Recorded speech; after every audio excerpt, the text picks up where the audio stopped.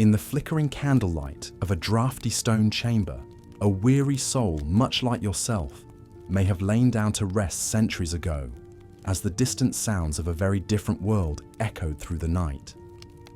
It was a harsh and often brutal time, when the concept of justice was a far cry from what we know today. In the coming while, we'll explore some of the most shocking and bizarre punishments inflicted upon those deemed guilty in medieval society. Though grim, these practices offer a window into the values, beliefs, and fears that shaped the lives of our distant ancestors. So let us steel ourselves and step back into an age when the price of transgression could be so very strange and severe. In medieval Europe, crime and punishment were deeply entwined with religious morality and the often ruthless power of the ruling elite. Justice, as meted out through torture, public humiliation, and ghastly execution, was as much about enforcing social control and inspiring terror as it was about fairness or reformation. The accused, if lucky, might escape with a painful trial by ordeal to prove their innocence in the eyes of God. The convicted faced a litany of horrifying fates meant to deter even the boldest would-be offenders. Imagine, if you will, the lot of a common thief, perhaps driven to desperation by hunger or simply tempted by opportunity. If apprehended and found guilty, they might be subjected to whipping, branding with hot irons, or even mutilation. Their hands cut off as a visible, permanent mark of their crime. For the peasantry, such punishments were a constant reminder of the perils of straying beyond the social order. Even for minor offences, the consequences could be deeply degrading. Picture a drunkard or blasphemer locked into the stocks or pillory in the centre of town, their head and hands trapped between heavy wooden boards. For hours, or even days, they would be at the mercy of the passing public, subjected to a hail of rotten food, filth, and ridicule. The shame of such public humiliation was a potent deterrent in close-knit medieval communities. But such indignities paled in comparison to the true tools of terror employed by medieval authorities. In dank castle dungeons and shadowed torture chambers, the accused might face the rack, a wooden frame to which they would be tied and slowly stretched, their limbs wrenched to the point of agony and dislocation, to extract a confession or information. Other fearsome devices abounded, each more nightmarish than the last. The brazen bull, an oven in the shape of a hollow brass statue, would be heated by a blazing fire beneath it. The condemned, trapped inside, would be roasted alive, their screams rising out through tubes in the beast's nose, to resemble the bellowing of an infuriated animal. It was a punishment as creative as it was cruel. Even in death, the horrors could be far from over. For the most serious offences, like treason against the crown, a traitor might face the dreaded fate of being hanged, drawn, and quartered. The grisly process began with the victim being tied to a horse and dragged to the place of execution, then hanged by the neck until nearly, but not quite, dead. What followed was an agonizing ordeal of being cut down, disemboweled, and beheaded, the body then hacked into 4 pieces. The severed head would be displayed as a warning to all, while the quarters might be sent to the far corners of the kingdom as proof of the king's implacable judgment. Such vicious punishments reached their apex during times of religious persecution, such as the Spanish Inquisition. Heretics and supposed witches could face death by burning at the stake, a slow and horrific demise often preceded by brutal interrogation and torture. The Catholic zealots of the Inquisition employed methods both ghastly and surreal. A suspected heretic might face the infamous trial by Blessed Sacrament, forced to choke down dry communion bread to prove their innocence. If they gagged or choked, it was seen as a sure sign of guilt. It's hard to fathom the depths of suffering inflicted in the name of divine and temporal justice. Yet even in such dark times, there were glimmers of mercy and coincidence. Take the Scottish woman known as Half-Hanged Margaret, who in 1724 was executed for the crime of infanticide.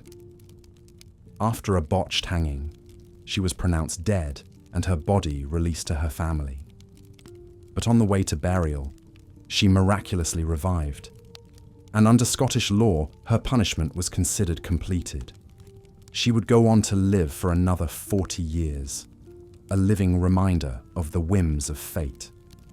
As the Middle Ages gave way to the early modern period, the old ways of punishment began a slow decline. The Enlightenment brought new ideas about human rights, reforming prisons, and fitting punishments to crimes. But the bad old days of the pillory and the rack cast a long shadow. Even today, the idea of medieval torture maintains a grim grip on our collective imagination. In our modern world of Miranda rights and humane incarceration, the brutality of medieval justice seems impossibly distant.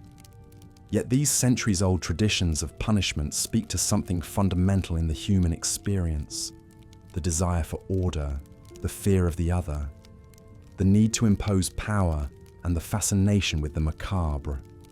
By probing history's darkest corners, we catch a glimpse of how far we've come, and how far we still have to go in balancing justice and mercy, security and human dignity. So as you drift off to sleep, spare a thought for the hapless medieval souls who met such grisly fates.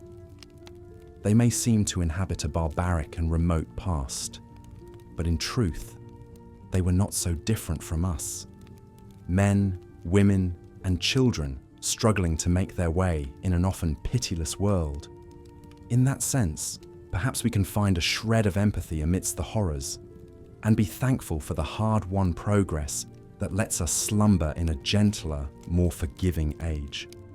Good night, dear listener, and sweet dreams.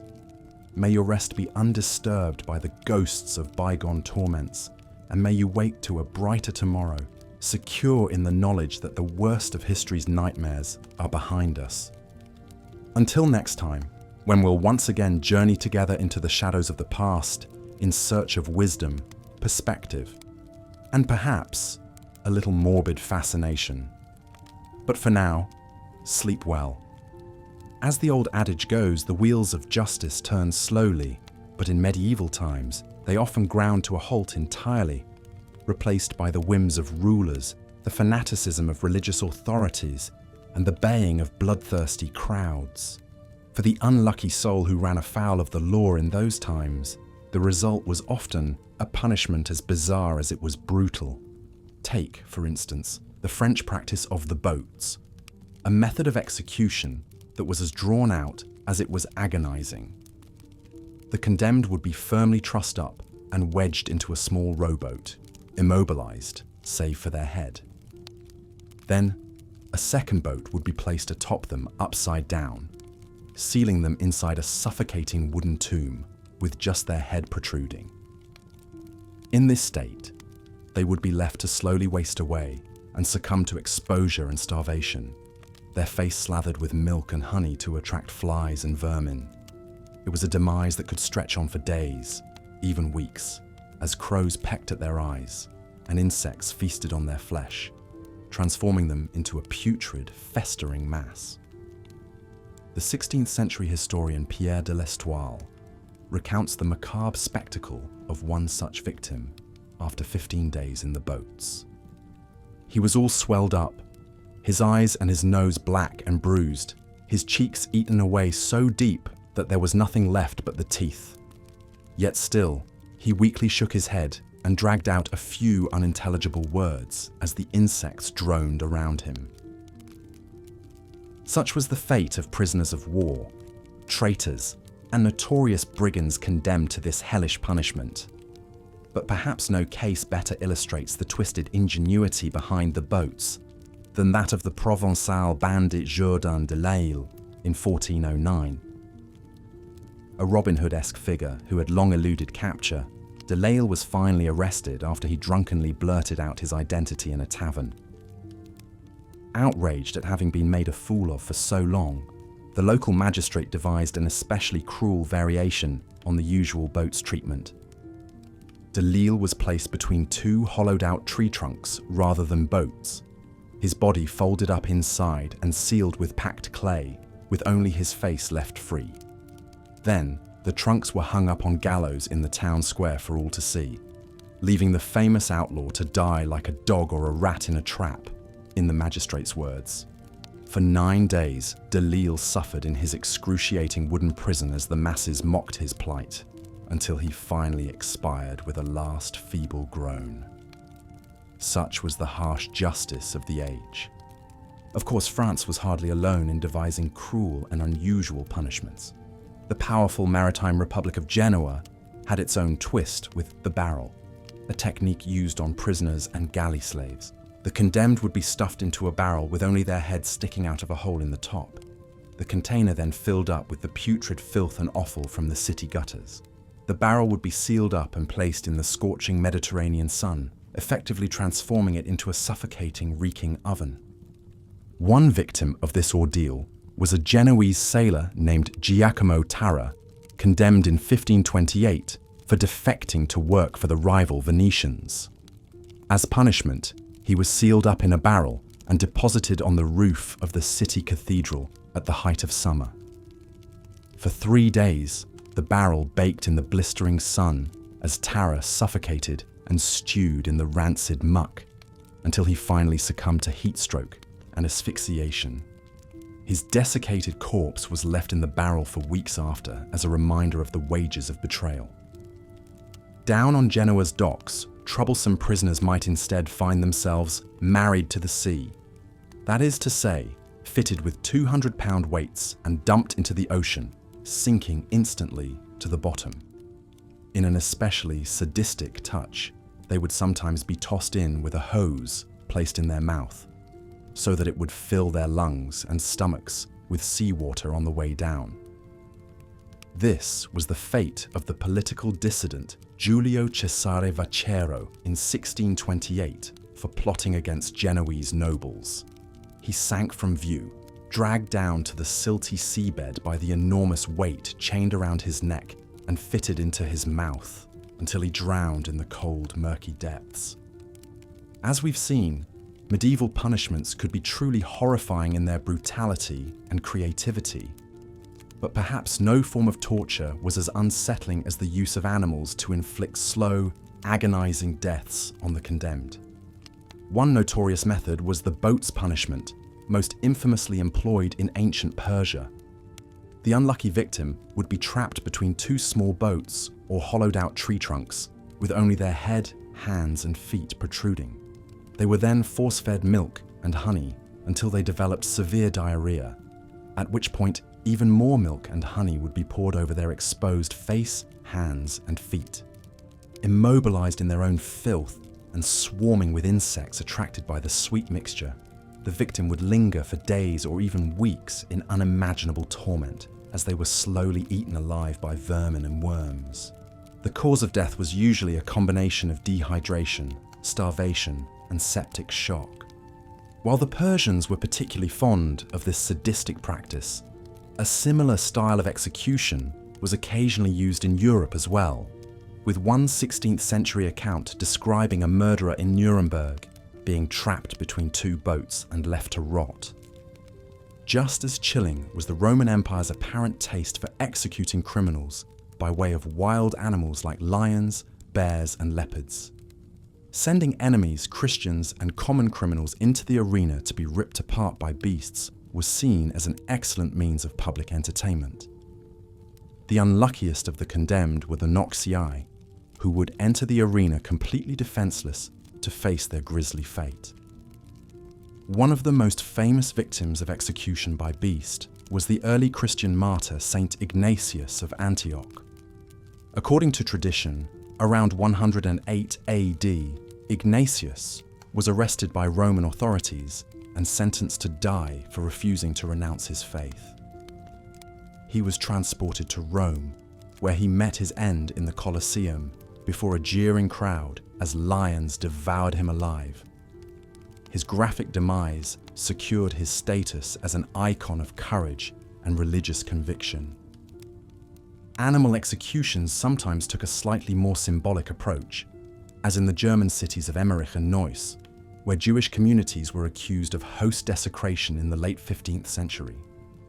To punish this perceived outrage against the Christian faith, rabbis and other prominent Jews were suspended over vicious dogs, which leapt and snapped at their victims until they eventually sank low enough to be mauled to death.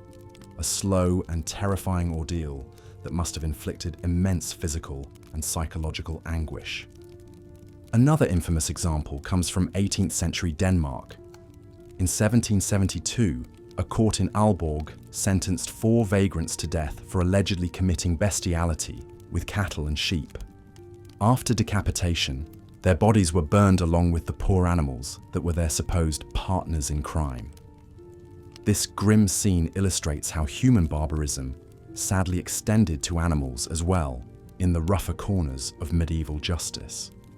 Thankfully, the use of animals in torture and execution began dying out by the 19th century, with a few shameful exceptions like criminal elephant executions in South and Southeast Asia, which shockingly persisted into the early 20th century. As societies grew less tolerant of cruelty and more concerned with human rights, subjecting even the worst of criminals to such fates became widely regarded as excessively barbaric. Yet for much of the Middle Ages and beyond, being condemned to a beastly demise was a very real part of the European justice system. The threat of agonizing death by animal attack surely inspired sheer terror in the hearts of wrongdoers, and anyone else unlucky enough to find themselves on the wrong side of the law. One can only imagine the primal nightmares that must have stalked the dreams of those who witnessed these brutal spectacles.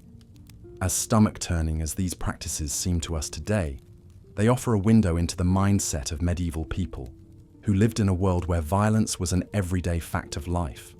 For them, hideous punishments weren't just about justice or vengeance. They were vivid reminders of morality and social order in a time when the threat of hell and damnation constantly loomed. So while we may be morbidly fascinated by the grisliest bits of history, medieval animal executions are important to study because they reveal so much about the values and power structures of the distant past. By examining these dark chapters, we're forced to reckon not just with the evils that humans are capable of, but the deep-rooted beliefs and fears that have shaped our understanding of transgression for centuries. Of course, the idea of criminals being eaten by wild animals now strikes us as repulsively inhumane. But what might future generations find appalling about our own approach to justice today? It's a sobering question to ponder as we await the Sandman's embrace. As we've seen, the twisted ingenuity of medieval punishments knew few bounds, but perhaps no practice better embodied the public spectacle and moral righteousness of criminal justice in the Middle Ages than the auto da fe of the Spanish Inquisition. The auto da fe, which means act of faith in Portuguese, was a grandiose public ceremony in which those convicted of religious crimes by the Inquisition, like heresy, blasphemy, or witchcraft, were sentenced and punished before massive crowds, often by being burned alive at the stake. These grim rituals, which could last an entire day, were as much religious rites as they were criminal proceedings. Imagine the scene. In a public square packed with thousands of onlookers, a long procession of the condemned, wearing tall pointy caps and dressed in rough tunics painted with hellish scenes, were paraded before the Inquisitor's pulpit. There, their crimes against the faith were announced, and their sentences proclaimed. Those who recanted might be spared a fiery death and sentenced to a penance like a pilgrimage or a flogging. But for the unrepentant, only the stake awaited. The largest known auto da fe took place in Mexico City in 1659, with over 100 people burned alive for heretical crimes like practicing Judaism or superstitious folk magic. The twisted pageantry was meant to be a visceral reminder of the Church's overwhelming power and the mortal perils of straying from orthodoxy. Few stories better reflect the self-righteous brutality of the auto da fe than the tragic demise of the Spanish theologian Michael Servetus.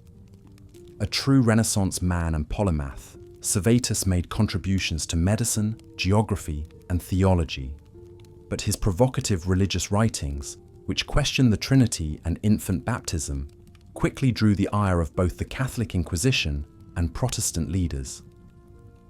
After being arrested and condemned by the Inquisition in France, Servetus escaped and fled to the Swiss city of Geneva, seeking refuge in the famed Protestant centre led by John Calvin. But Calvin, who had previously clashed with Servetus via letters, had the fugitive arrested and put on trial for heresy.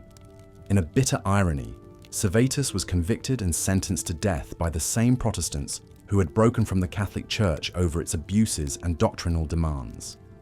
On a chilly October morning in 1553, he was taken to the outskirts of Geneva, chained to a stake, and burned alive along with copies of his own treatises.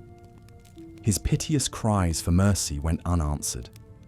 The ghastly fate of Michael Servetus and so many others consumed by the flames of the Spanish Inquisition exemplified the suffocating grip of religious orthodoxy and the use of spectacle and agony as tools of coercion and control in the medieval world.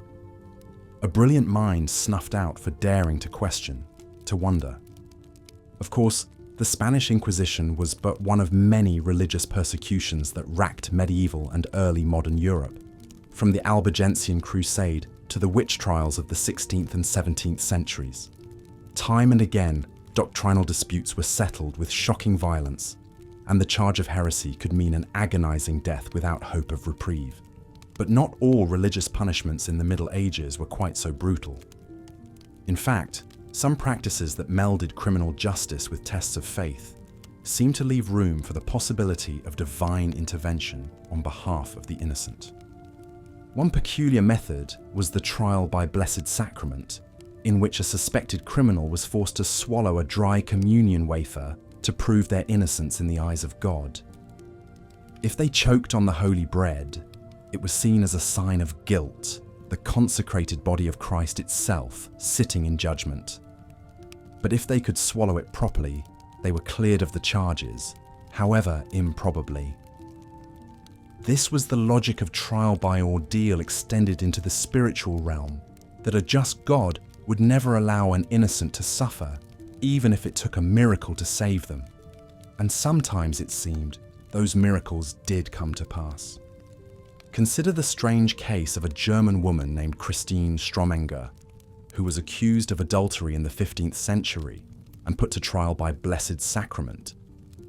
Though she choked on the first 2 wafers, nearly suffocating each time, on the 3rd attempt, the bread went down smoothly, and she was acquitted and released.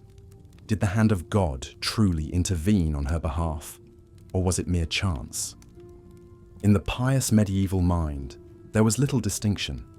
Mercifully, the use of trials by ordeal and Blessed Sacrament fell out of favour by the late Middle Ages, a turning point in the slow migration away from divine justice and towards a more rational theory of law. But the ghastly shadow of the Inquisition lingered over Europe well into the Enlightenment. The world of medieval crime and punishment was a landscape of extremes, of sin and salvation, sublime faith and shocking brutality. From the gallows to the pillory to the inquisitor's pyre, the criminal justice system was wielded as both a tool of social control and a stage for the drama of good and evil that transfixed the popular imagination.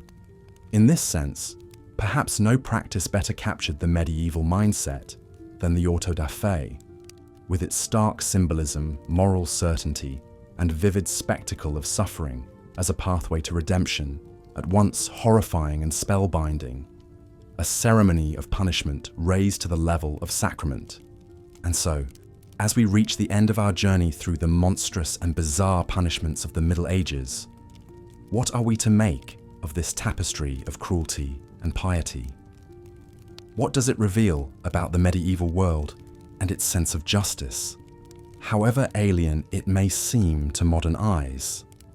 In many ways, the barbarous criminal codes and penalties of medieval Europe reflected the hardships and fears of an unforgiving age, a world of sweeping plagues and constant warfare, of hunger and religious upheaval, where violence was often the rule rather than the exception, and life itself seemed to hang by a thread.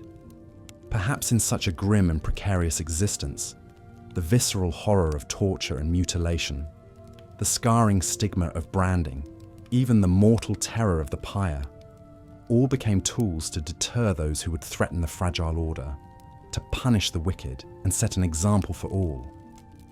Cruelty sublimated into a kind of rough justice, however ghastly it may appear in hindsight. But even in their darkest moments, we can glimpse the first halting steps of medieval justice away from mere brutality and bloodshed. The gradual abandonment of trial by ordeal in favor of juries and evidence, the occasional glimmer of mercy in a product of mob justice, the slow turning of the wheels of progress. And so, as the last shrieks of the blood echoed across the blood-soaked public squares of the Middle Ages, the seeds of a more humane vision of crime and punishment were already being planted, however tentatively. A vision that looked beyond mere retribution and violence, and towards rehabilitation, due process, and human dignity, however long and arduous the road ahead would prove. From the dungeons of the Inquisition to the torture chambers of princes to the killing fields of unjust wars, the spectre of medieval justice or injustice cast a long and haunting shadow.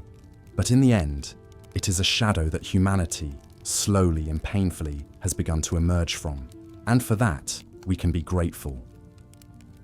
As we close the book on this dark chapter of history and drift off to more peaceful dreams, perhaps we can take some small solace in how far we've come since the days of the Iron Maiden and the rack, the branding iron and the stake, and resolve to never let the flames of cruelty climb so high again.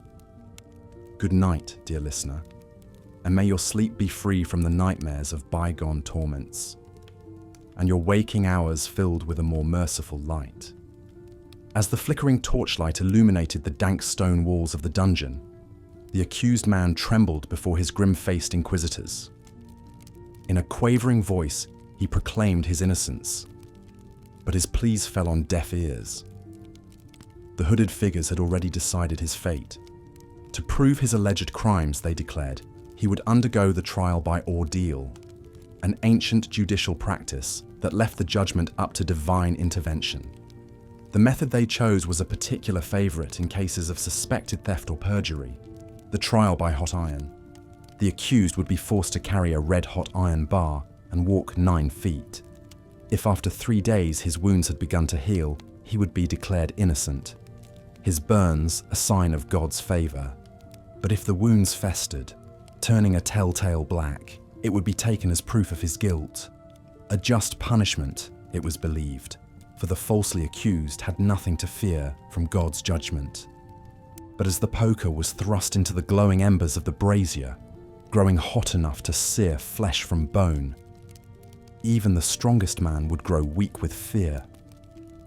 For the trial by ordeal was a gamble with agonizing stakes, and not even the truly innocent could be assured of passing unscathed. Such was the precarious nature of medieval justice. In an age when the line between crime and sin was hopelessly blurred, the enactment of human law was inextricable from divine will. Punishments were brutal, public, and rife with superstition and religious fervour. The more agonizing and drawn out the sentence, the more it was believed to cleanse the soul even as it destroyed the body. One of the most infamous ordeals of the early medieval period was the trial by water, a deceptively benign name for a harrowing test of guilt or innocence. The accused would be bound hand and foot and cast into a lake or river. If they sank, they were declared innocent, but if they floated, it was a sign that the water, being pure, had rejected them, and they were promptly dragged to shore and put to death.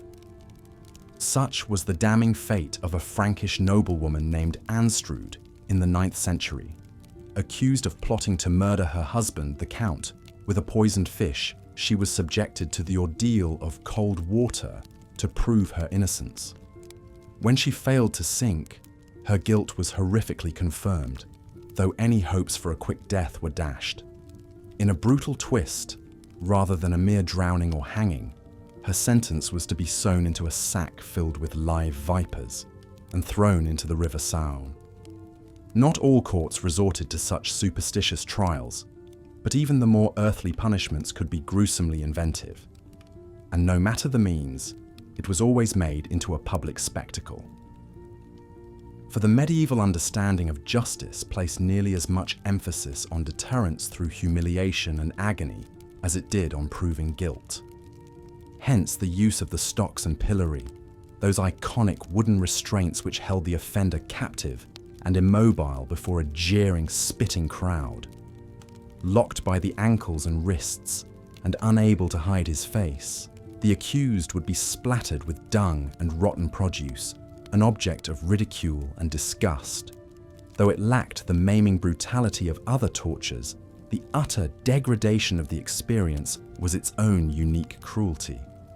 One could almost pity Titus Wilkins, an English miller who found himself pilloried in 1347 for shortchanging his customers by cutting flour with sawdust.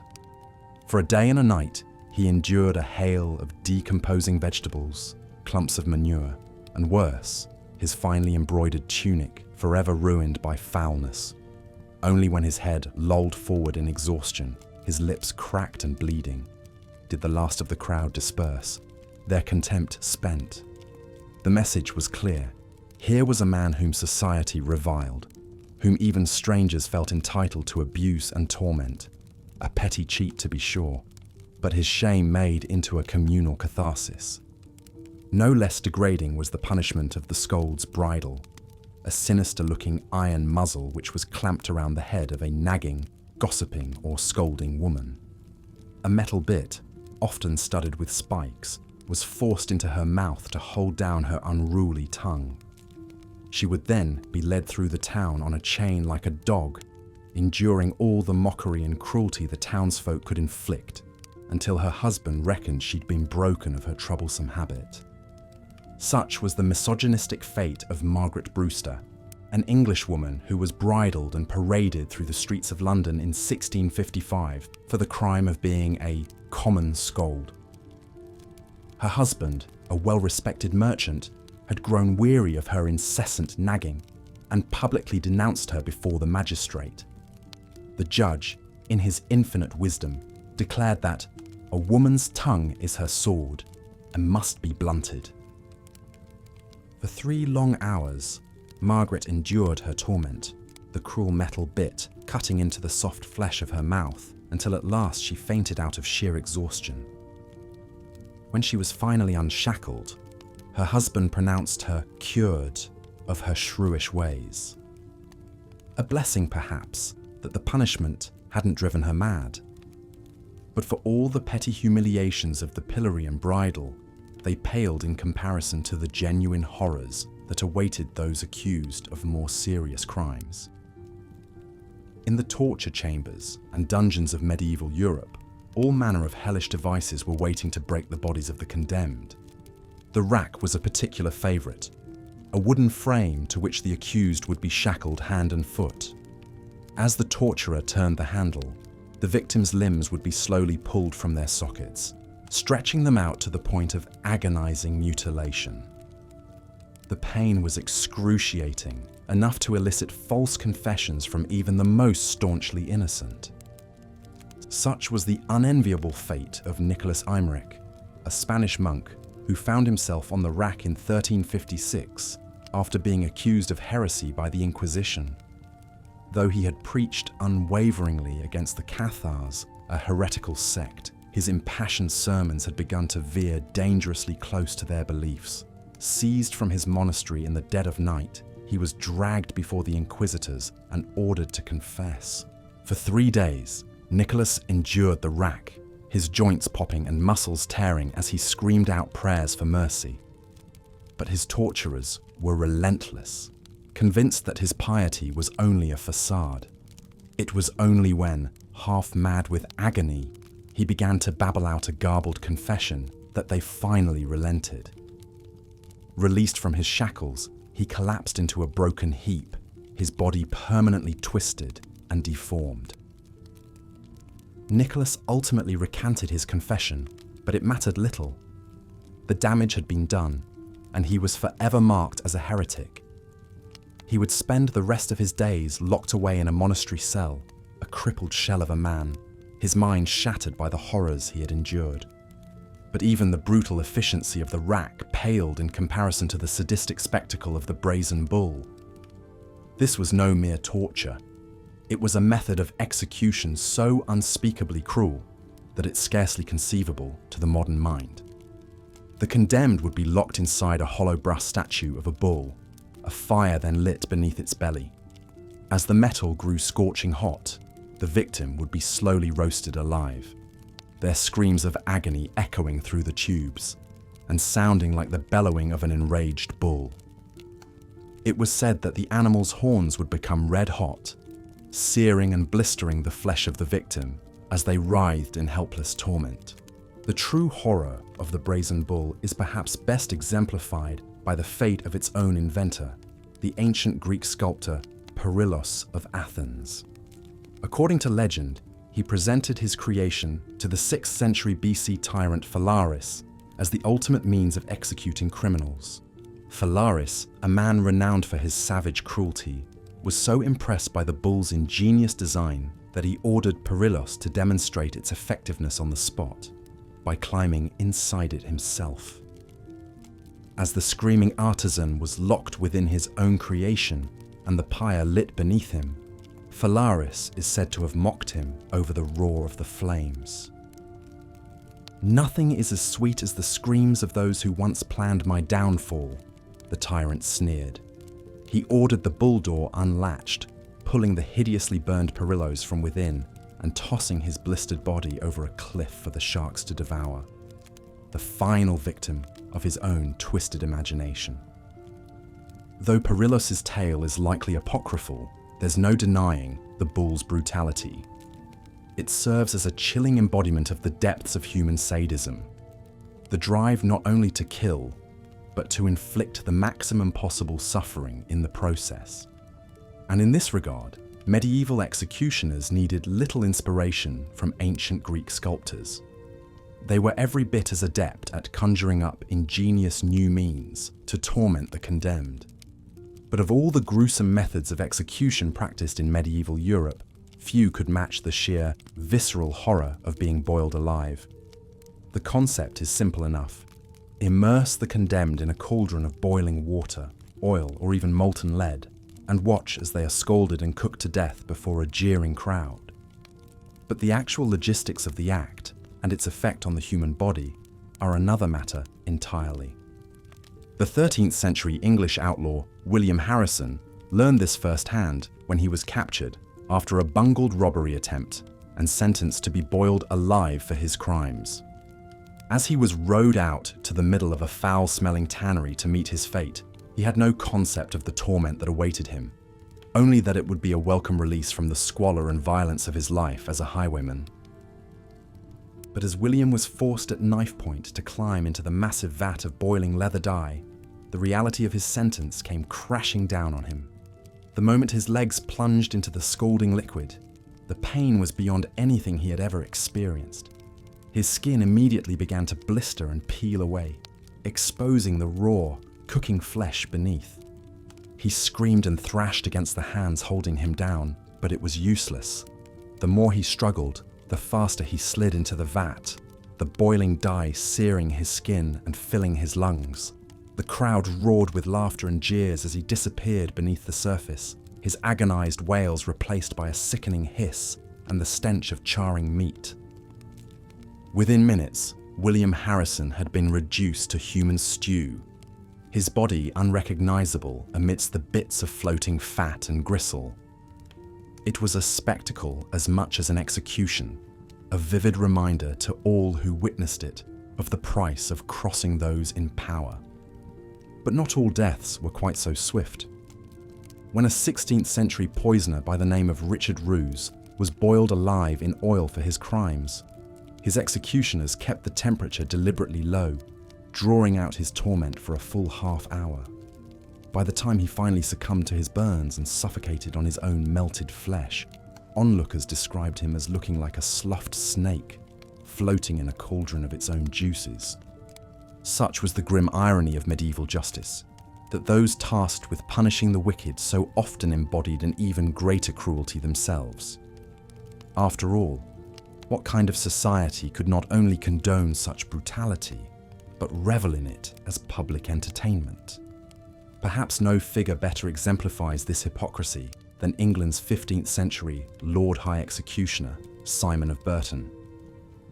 A man renowned for his creative flair in conjuring up new and ever more sadistic means of dispatching the condemned, Simon took a perverse pride in his work, seeing himself as an artist as much as a servant of the law. His most infamous innovation was the so-called bird cage, an iron gibbet in which the condemned would be suspended in a kneeling position, their limbs contorted painfully behind their back. Trapped in this agonizing pose, they would be left to hang for days, even weeks, until exposure and exhaustion finally claimed them. The lucky ones went mad long before the end. Under Simon's watch, being drawn and quartered became a true art form, each stage of the grisly process meticulously choreographed for maximum suffering and spectacle. He took particular delight in refining the technique of castration, ensuring that his victims remained conscious as he slowly mutilated their most sensitive flesh. Yet for all his monstrous cruelty, Simon of Burton was a respected figure, admired by the public for his pious devotion to the crown and personal flair. He was said to recite scripture as he worked, seeing himself as an instrument of divine justice. When he finally succumbed to the plague in 1430, all of London mourned him as a fallen hero. It's a twisted irony, then, that the very last execution Simon presided over was that of a young apprentice who had been caught stealing a loaf of bread to feed his starving sister. As he watched the terrified boy being racked and drawn before the howling mob, Simon is said to have whispered a prayer for the salvation of his eternal soul.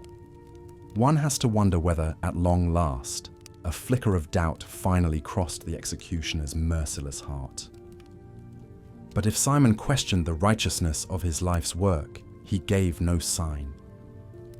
To the end, he played his role in England's theatre of cruelty with all the relish and zeal of a true artist.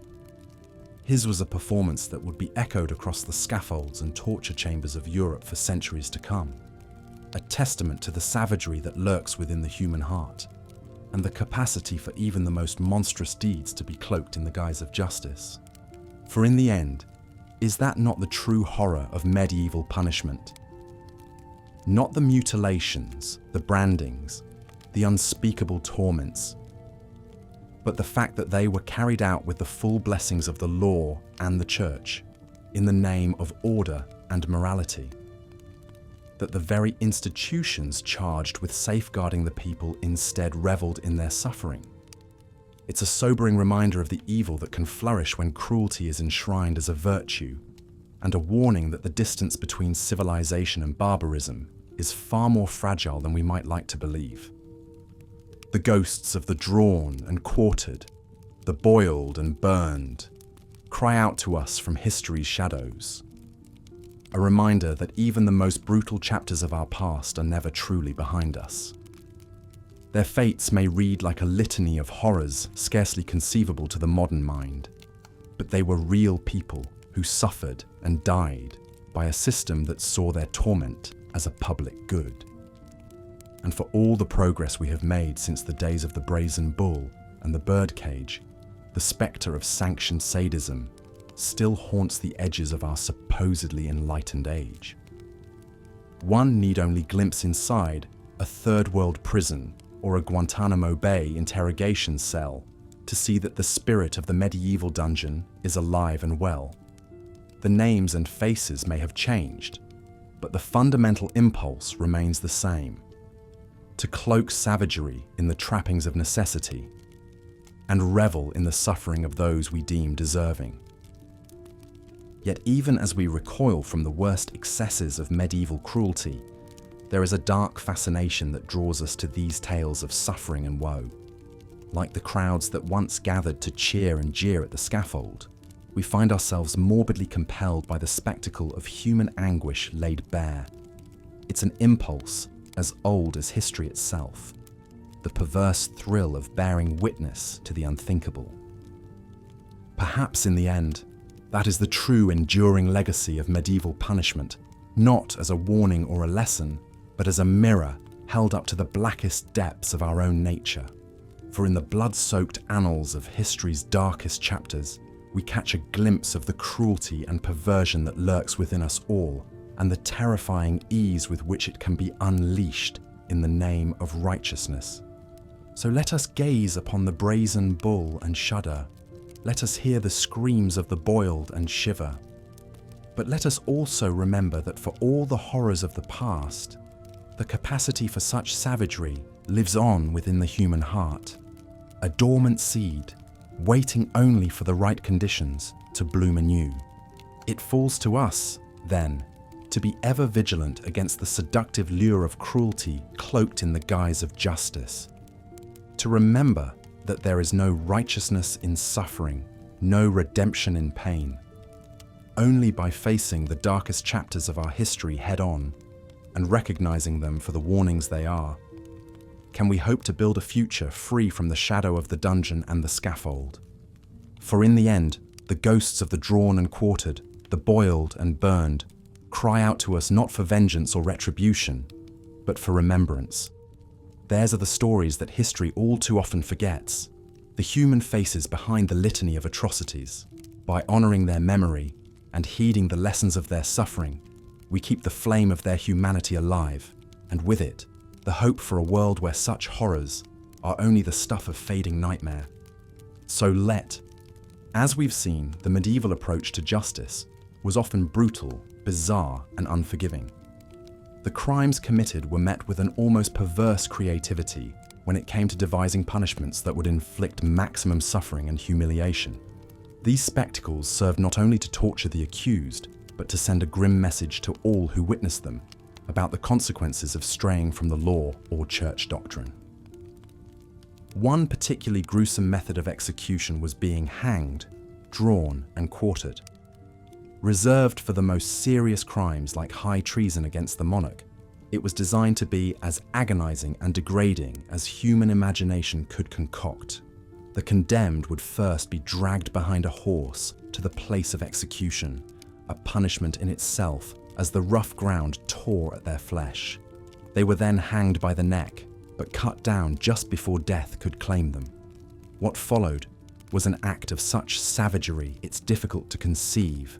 The still conscious victim would be disemboweled, their organs burned before their eyes.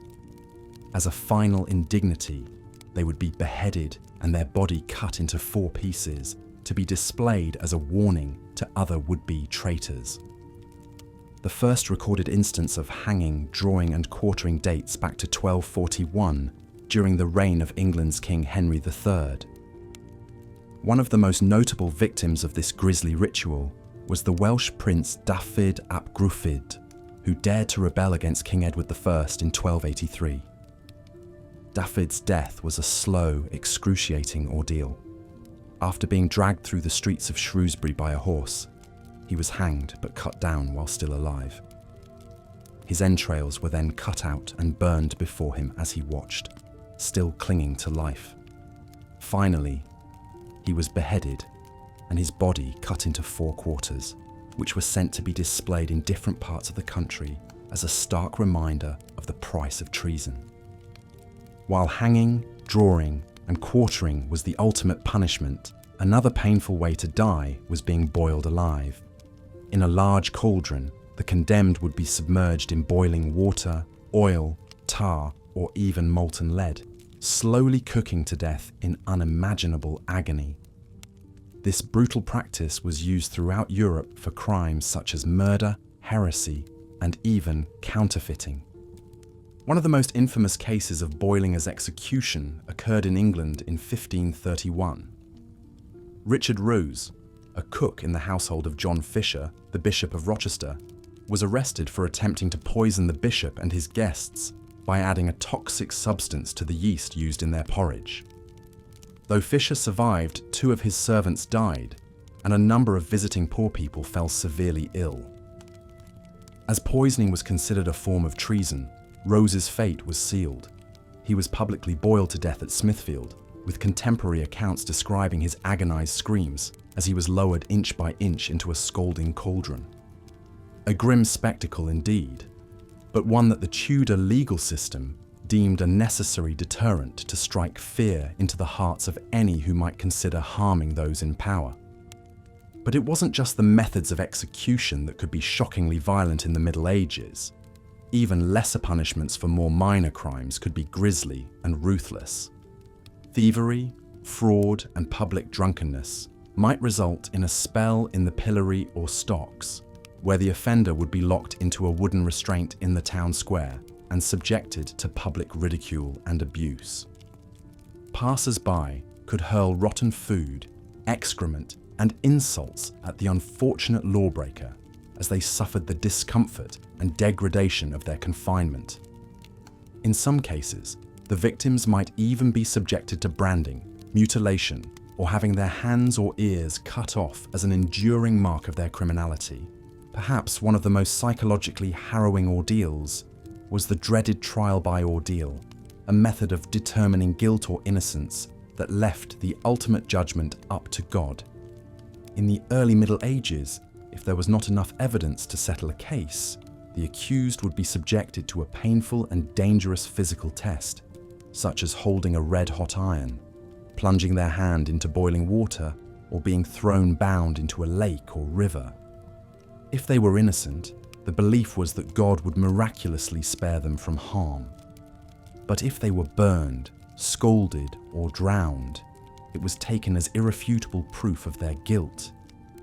One famous case of trial by ordeal involved the legendary English outlaw Hereward the Wake in the 11th century. Hereward was an Anglo-Saxon thane and the leader of local resistance to the Norman conquest of England. When he was finally captured and brought to trial, he was accused of murder and offered the chance to prove his innocence through ordeal. In a stunning display of either bravery or foolhardiness, Hereward chose to undergo the ordeal of hot iron, one of the most arduous of all.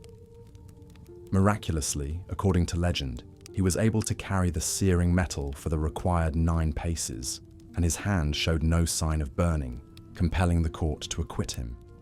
Of course, trial by ordeal also had its vocal critics even in medieval times. In 1215, the Catholic Church banned priests from presiding over ordeals, and the practice began to fall out of favour as a reliable legal tool. After all, it essentially meant that the guilt or innocence of the accused came down to random chance, or worse, to how high or low their pain tolerance was. Unscrupulous authorities could even rig the results by heating the iron to different temperatures. The fact that a society could put so much faith in such a flawed and sadistic process speaks to the often superstitious medieval mindset and the emphasis placed on divine intervention in earthly affairs. As brutal as the punishments we've explored so far were, they paled in comparison to the horrific death dealt out by the brazen bull, a medieval torture and execution device as twisted as it was innovative. Originating in ancient Greece, the brazen bull was a hollow brass statue crafted in the shape of a bull, just large enough to contain a human being. The condemned would be placed inside the statue, and a fire lit beneath its belly, slowly heating the metal until the person inside roasted to death. As they screamed in agony, the acoustics of the bull's design would distort and amplify those sounds until they emerged sounding like the bellowing of an enraged bull. It was a punishment designed to be as poetic as it was cruel. According to legend, the brazen bull was invented in the 6th century BCE by a Greek metalsmith named Perillos, who presented his creation to Phalaris, the notoriously brutal tyrant of Acragas in Sicily. Perillos claimed that his device would deliver the perfect execution, an immersive death that would provide a terrifying spectacle for onlookers, while giving the condemned the honor of having their tortured screams transformed into bovine roars. Unimpressed, Phalaris decided to make Perillus the first victim of his own sadistic creation. The metalsmith was placed inside the brazen bull and roasted alive, with his screams of agony lending macabre life to his invention as he perished in unimaginable pain. Despite the ironic demise of its creator, the brazen bull went on to be used as an execution method in Greece and beyond for centuries. One of the most famous stories associated with the bull is that of the murder of Hannibal Lucchese, governor of Segesta in medieval Italy. Lucchese had developed a reputation for cruelty and misrule, extorting and terrorizing the populace. One day, after sentencing a citizen to death in the brazen bull on a whim, the desperate people of Segesta finally rose up against their tyrannical ruler. In a fitting twist of fate, they seized Lucchese and forced him inside the very instrument of death he had inflicted on so many others. As the coals roared to life and the brass heated to a searing glow, Lucchese's agonized wails echoed out into the streets, a grim swan song for a reign of terror that had finally come to an end. The brazen bull is a potent symbol of the depth of cruelty that humans are capable of inflicting on one another. Even in an era known for its grisly punishments, the bull stood out as a particularly chilling marriage of artistry and suffering, a torture device that aimed to transform death into dark spectacle. Its enduring infamy reminds us of the thin line that separates civilization from barbarism, and how easily societies can cross that line when consumed by fear, superstition, or the thirst for vengeance. But for sheer shock value, few punishments could match the visceral horror of the boats. A method of execution practiced in ancient Persia, the boat saw the offender trapped between two small rowboats or hollowed-out tree trunks, with their head, hands, and feet protruding from this wooden prison.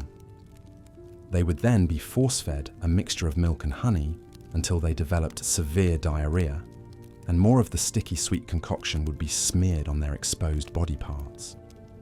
What followed was a slow, nightmarish descent into agony and madness. Left to bake in the hot sun, the victim's filth-smeared skin would quickly become a magnet for flies, wasps, and other biting insects. As they lay there, unable to move or defend themselves, these pests would begin to eat and lay eggs in their flesh, slowly devouring them from the outside in. But this was only the start of their torment. The unrelenting diet of milk and honey would soon cause severe dehydration and diarrhea, leaving them to fester in their own waste. As the boats filled up with more and more of their excrement, the victim would become a literal breeding ground for maggots and vermin. In some cases, it could take over 2 weeks for the condemned to succumb to septic shock or dehydration. The ancient Greek historian Plutarch recounts one story of a Persian soldier who lasted an astonishing 17 days before finally expiring. Can you imagine a more fitting torment for the treacherous than to be consumed by the very land they betrayed? It's a potent reminder of the twisted creativity that humans can apply to the art of cruelty. The story of half-hanged Margaret Dixon offers a glimmer of dark hope amidst all this horror. In 1724, Margaret Dixon was a Scottish fish hawker who conceived a child out of wedlock. Terrified of the public scorn and destitution that single motherhood would bring down upon her, she secretly gave birth to the baby alone and abandoned it in the nearby town of Musselburgh. When the infant's body was discovered, Margaret was arrested for infanticide. In a trial that was stacked against her from the start, she was quickly convicted and sentenced to death by hanging. On the day of her execution, Margaret was led out before a huge, jeering crowd, the noose placed around her neck. The trapdoor opened and she plummeted down, dangling lifelessly at the end of the rope. She hung there for a full 30 minutes before being cut down and pronounced dead. her limp body was bound in a shroud and placed in a coffin for transport back to her home village of Inveresk for burial. But as the cart trundled along the rough roads, the impossible happened. Margaret began to stir. At first, the driver of the cart was terrified, thinking he was witnessing a resurrection. But as Margaret let out a groan and started to struggle within her shroud, he realized that she must have somehow miraculously survived her execution. He quickly helped her out of her coffin and rushed her to the nearest tavern for care. News of half-hanged Maggie's miraculous survival spread like wildfire, and an angry mob descended on the town, suspicious that her escape from death was the work of witchcraft. But luck, it seems, was finally on Margaret's side. When the authorities looked into the matter, they came to the conclusion that the hanging had been botched and that no sorcery was at play. More importantly, they decided that Margaret had already served her sentence. She had quite literally been hanged to the point of death, as the law required. Executing her again would be akin to punishing her twice for the same crime. And so Margaret was allowed to go free, and she would go on to happily marry and have several more children, living to the astonishing age of 98. Margaret's story is a reminder of the slim hope that existed even in the face of medieval barbarism, that even in a time of cruelty and superstition, tiny cracks of justice and human empathy could still let the light in. Her unlikely survival speaks to the resilience of the human spirit and the small miracles that could sometimes snatch a victim back from the jaws of a terrible fate. For most, though, once they were marked for death, only nightmares awaited. Perhaps no institution embodied this better than the Spanish Inquisition, a powerful office established by the Catholic Church in 1478 to maintain religious orthodoxy in Spain and its territories. Over the centuries that followed, the Inquisition would become a byword for spiritual terror and ruthless persecution, known for its use of torture, coerced confessions, and the auto da fe, the elaborate public ritual in which heretics would face their final judgment. The auto da fe, which means act of faith in medieval Spanish, was equal parts pageantry and horror. Throngs of spectators would gather in a public square to watch as those deemed guilty of religious crimes were paraded out, wearing elaborately decorated cone-shaped hats and robes covered in hellish images and mocking epithets. There, they would face a scathing sermon enumerating their spiritual failures before being handed over to the civil authorities for punishment. For those who recanted their heresies and begged for mercy, the sentence might be a humiliating public lashing or a period of imprisonment. But for the unrepentant, only one fate awaited: death by burning at the stake. Before a baying mob, they would be tied to a wooden post atop a pile of kindling, the pungent scent of oil-soaked wood filling their nostrils as hooded monks solemnly intoned Latin prayers for their immortal soul.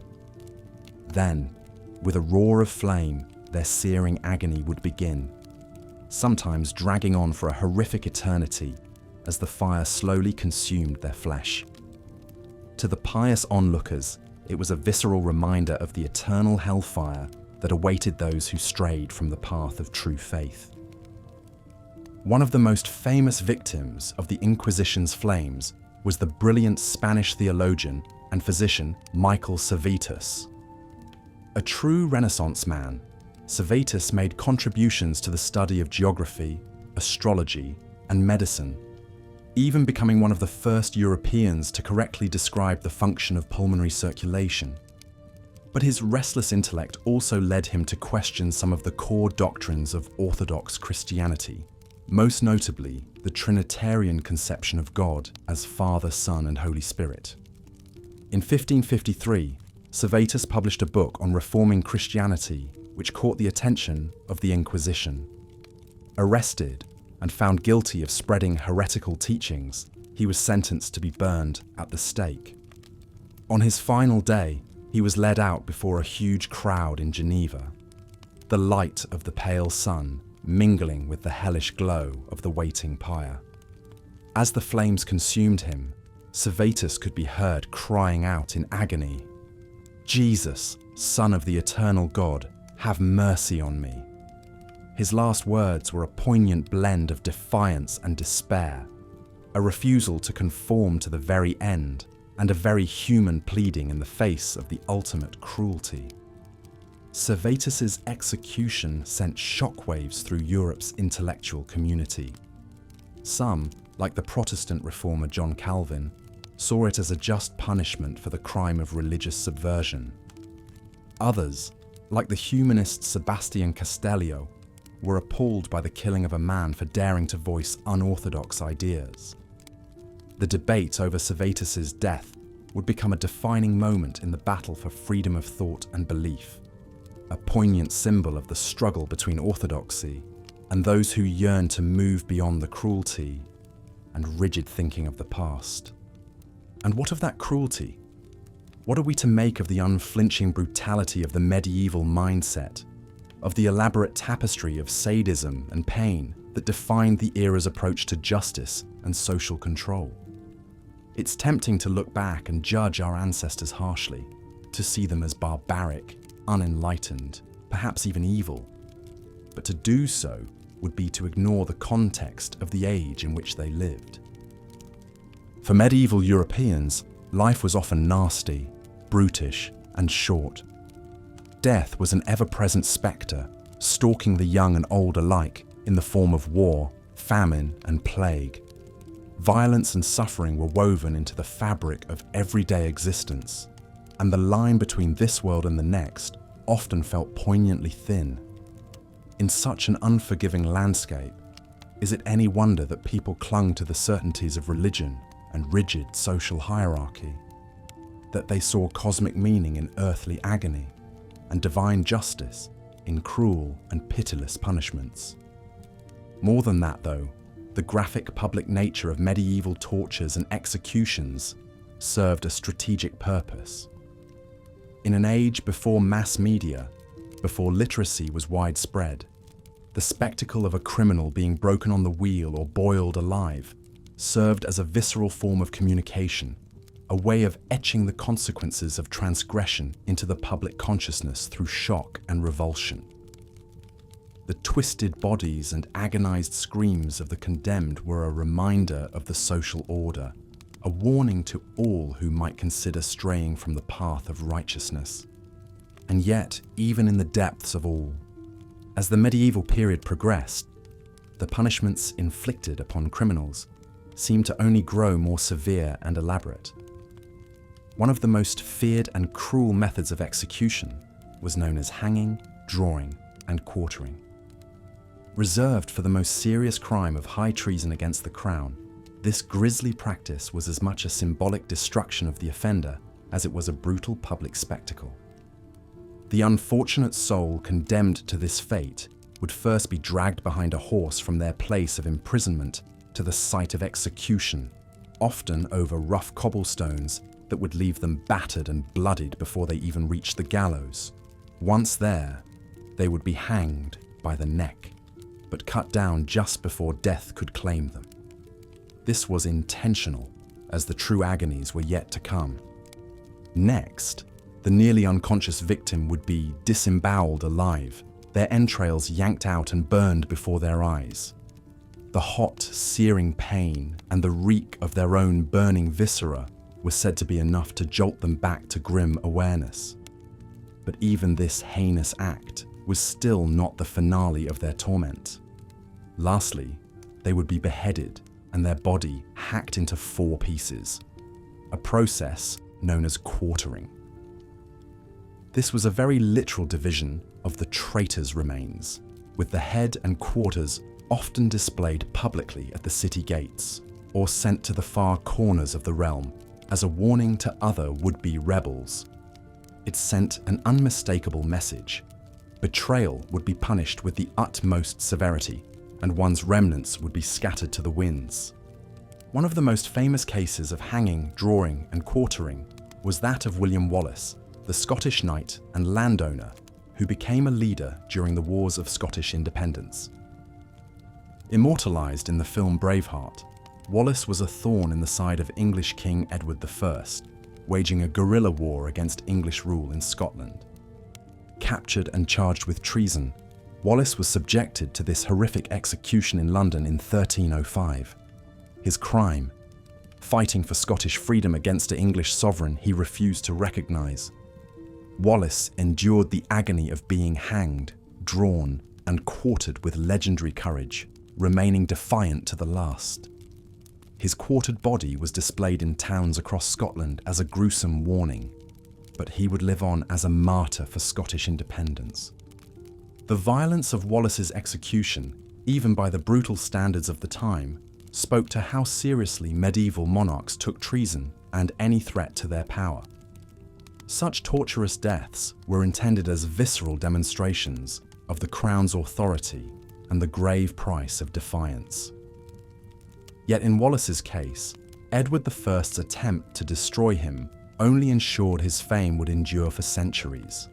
Even more chilling than the spectacle of public executions like hanging, drawing, and quartering were the more shadowy, secret torments that took place deep in the dungeons of medieval castles. One of the most blood-curdling was the method known simply as boiling alive. As the name suggests, the condemned would be immersed into a large cauldron or vat of boiling liquid, usually water, oil, or even molten lead for the most serious crimes. The liquid would be heated to a furious rolling boil, ensuring an agonizing, scalding death as the victim thrashed and screamed until they finally succumbed. It's hard to imagine a more excruciating way to die. This horrific practice was used across Europe for crimes such as murder, poisoning, coin counterfeiting, and even boiling someone else to death. The irony of punishing one boiling with another was apparently lost on medieval courts. Executions by boiling were often done in public squares to maximize their impact as a deterrent. Take the case of John Roos, the cook of the Bishop of Rochester, who was boiled alive at London's Smithfield in 1531. Rose had been convicted of poisoning the porridge at the bishop's palace, resulting in 2 deaths and several illnesses. It mattered little that Rose claimed it was an accident.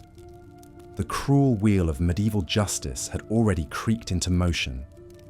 After being dragged to a 10-gallon cauldron on a vast pile of wooden faggots, Rose was chained and hanged over the vat from a gibbet as the fire was lit. As the water bubbled and steamed, he was lowered in gradually, first to his waist, then to his neck.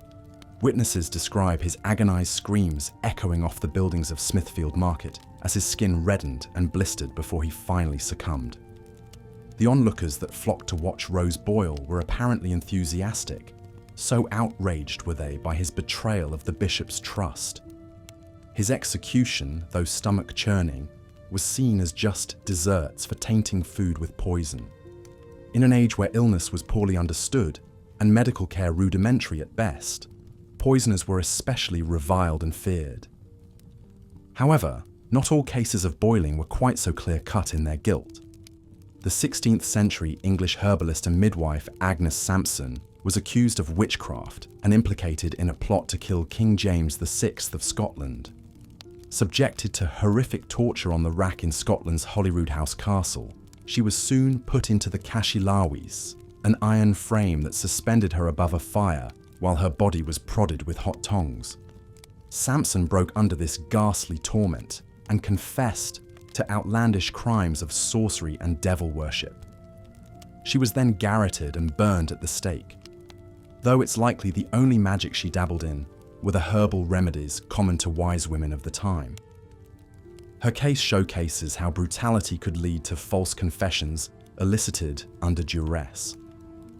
From the elaborate public rituals of hanging, drawing, and quartering, to the stomach-churning boiling alive of poisoners and suspected witches in castle dungeons, the most extreme capital punishments of the medieval era shock us with their cruelty and barbarity today. Yet for the lawmen and rulers of the time, such torturous methods were a way to control a population through fear and spectacle. The bloodier and more visible, the better. These execution methods also reveal much about what medieval societies feared most: betrayal from within, whether by traitorous nobles, treacherous servants, or cunning poisoners. Such intimate threats had to be destroyed in the most graphic ways imaginable to send an unmistakable message. The agony inflicted was a visceral reminder of the sovereign's awesome and terrible power. Yet history also whispers of tragic figures like William Wallace or Agnes Simpson, whose brutal ends often only reinforce the injustices of their persecutions. The line between punishment and cruelty, justice and barbarity has never been murkier than in the medieval era. These dark chapters of history may make us wince, but they also offer sobering insight into the human capacity for both sadism and survival in the face of unspeakable torment.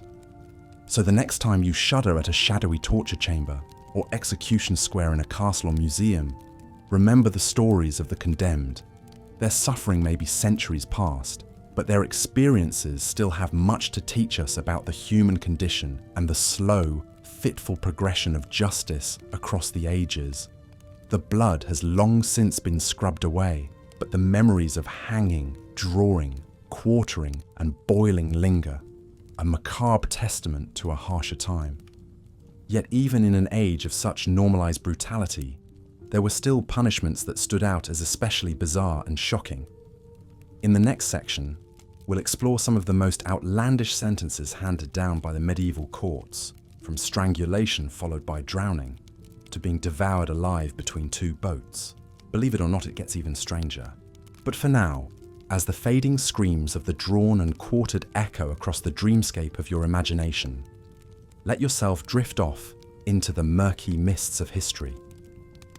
There may be uneasy visions of bubbling cauldrons and severed heads awaiting you there, but take comfort in the distance we've come since such horrors were a waking reality. Sleep now, and remember, there but for the grace of progress go you or I. As we've seen, the creative cruelty of medieval punishments knew few bounds. From the agonizing pain of the rack to the public spectacles of whipping, branding, and the stocks, medieval justice revolved around brutal deterrence and religious notions of suffering as penance for sin.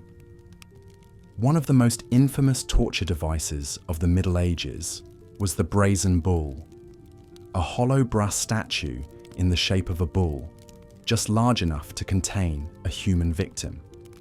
The condemned would be locked inside the brass belly of the beast and a fire lit beneath it, slowly heating the metal until the person inside roasted to death. As the screaming victims succumbed to the searing heat, the acoustic design of the bull converted their cries into a haunting sound, like the lowing of an angry ox. Legend has it that the brazen bull was invented by a clever Greek metalworker named Perilos in the 6th century BC. Hoping to gain favor with the notorious tyrant Phalaris of Sicily, Perilos proudly presented his cruel creation to the despot, expecting to be richly rewarded. Phalaris, however, was disgusted by this device designed solely for torture. In a grim example of poetic justice, he ordered that Perilos become the first victim to be roasted alive inside his own brazen bull. Though spared a full execution, the inventor nonetheless suffered severe burns and ultimately was thrown off a cliff by Phalaris.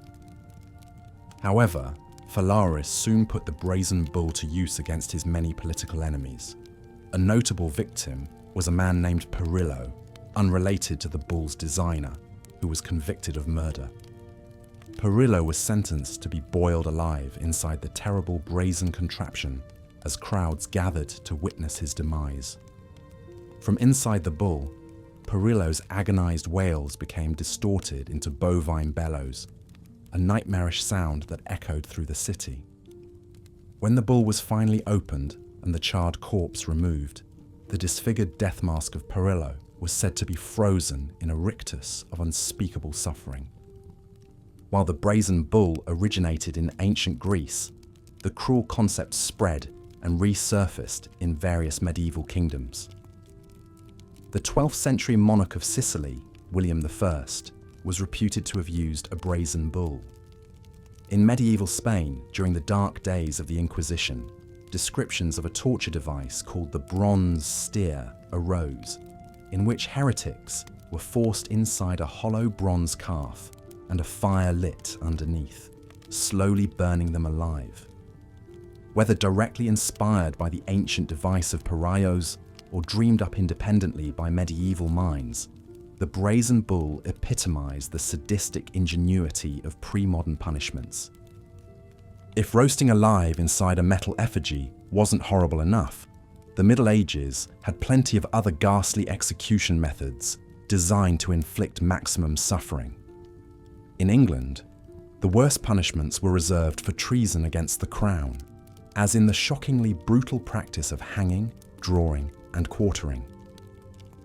The death of Dafydd ap Gruffydd, Prince of Wales, in 1283, vividly illustrates the cruelty of this execution method reserved for enemies of the English monarchy. After leading a failed rebellion against King Edward I, Dafydd ap Gruffydd was captured and condemned as a traitor to the most severe punishment England could inflict. First, he was dragged behind a horse to the site of his public execution, a symbolic ritual meant to subject him to humiliation and pain. Then, Dafydd was hanged by the neck from a gallows, but cut down while still alive. In the most grisly stage of the execution, he was disemboweled, having his entrails drawn out and burned before his eyes. Finally, his heart was cut out, his body decapitated, and the remains sliced into 4 quarters. The fate of Dafydd ap Gruffydd served as a stark warning to any who would defy the authority of the English crown. Each step of the hideous execution ritual, the drawing, hanging, evisceration, and quartering, was calculated to maximize the victim's physical and psychological anguish, turning death into a slow, torturous process. The practice of hanging, drawing, and quartering would remain the ultimate penalty for high treason in England for centuries, a terrifying prospect, even in an age when brutal punishments were commonplace. Almost as painful to contemplate was the grim fate of being boiled alive. In 1531, this is exactly what happened to Richard Roos, the cook of the Bishop of Rochester in Kent, England. Rose was arrested and convicted of attempting to poison the bishop and his guests by adding a toxic substance to the porridge he prepared.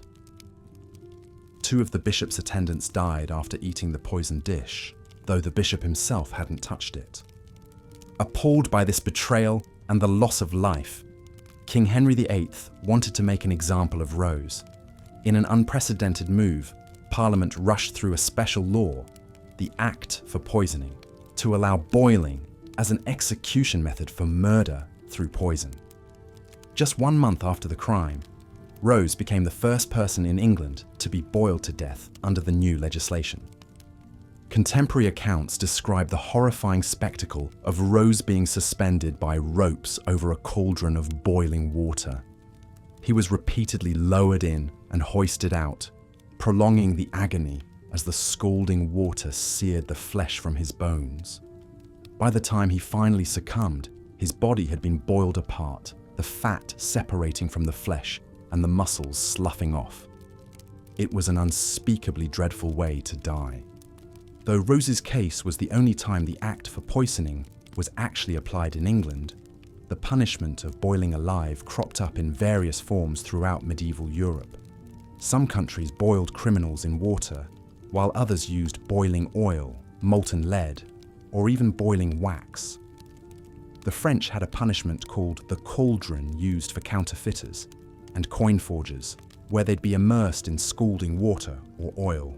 The visual horror and visceral physicality of death by boiling made it an especially traumatic sentence to witness, even in an age desensitized to brutal violence as public spectacle.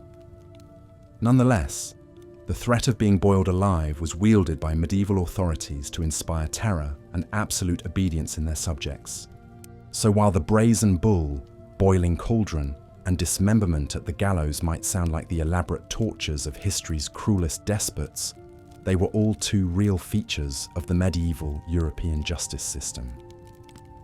The dark human fascination with inflicting pain found an eager outlet in these and so many other cruel and unusual punishments.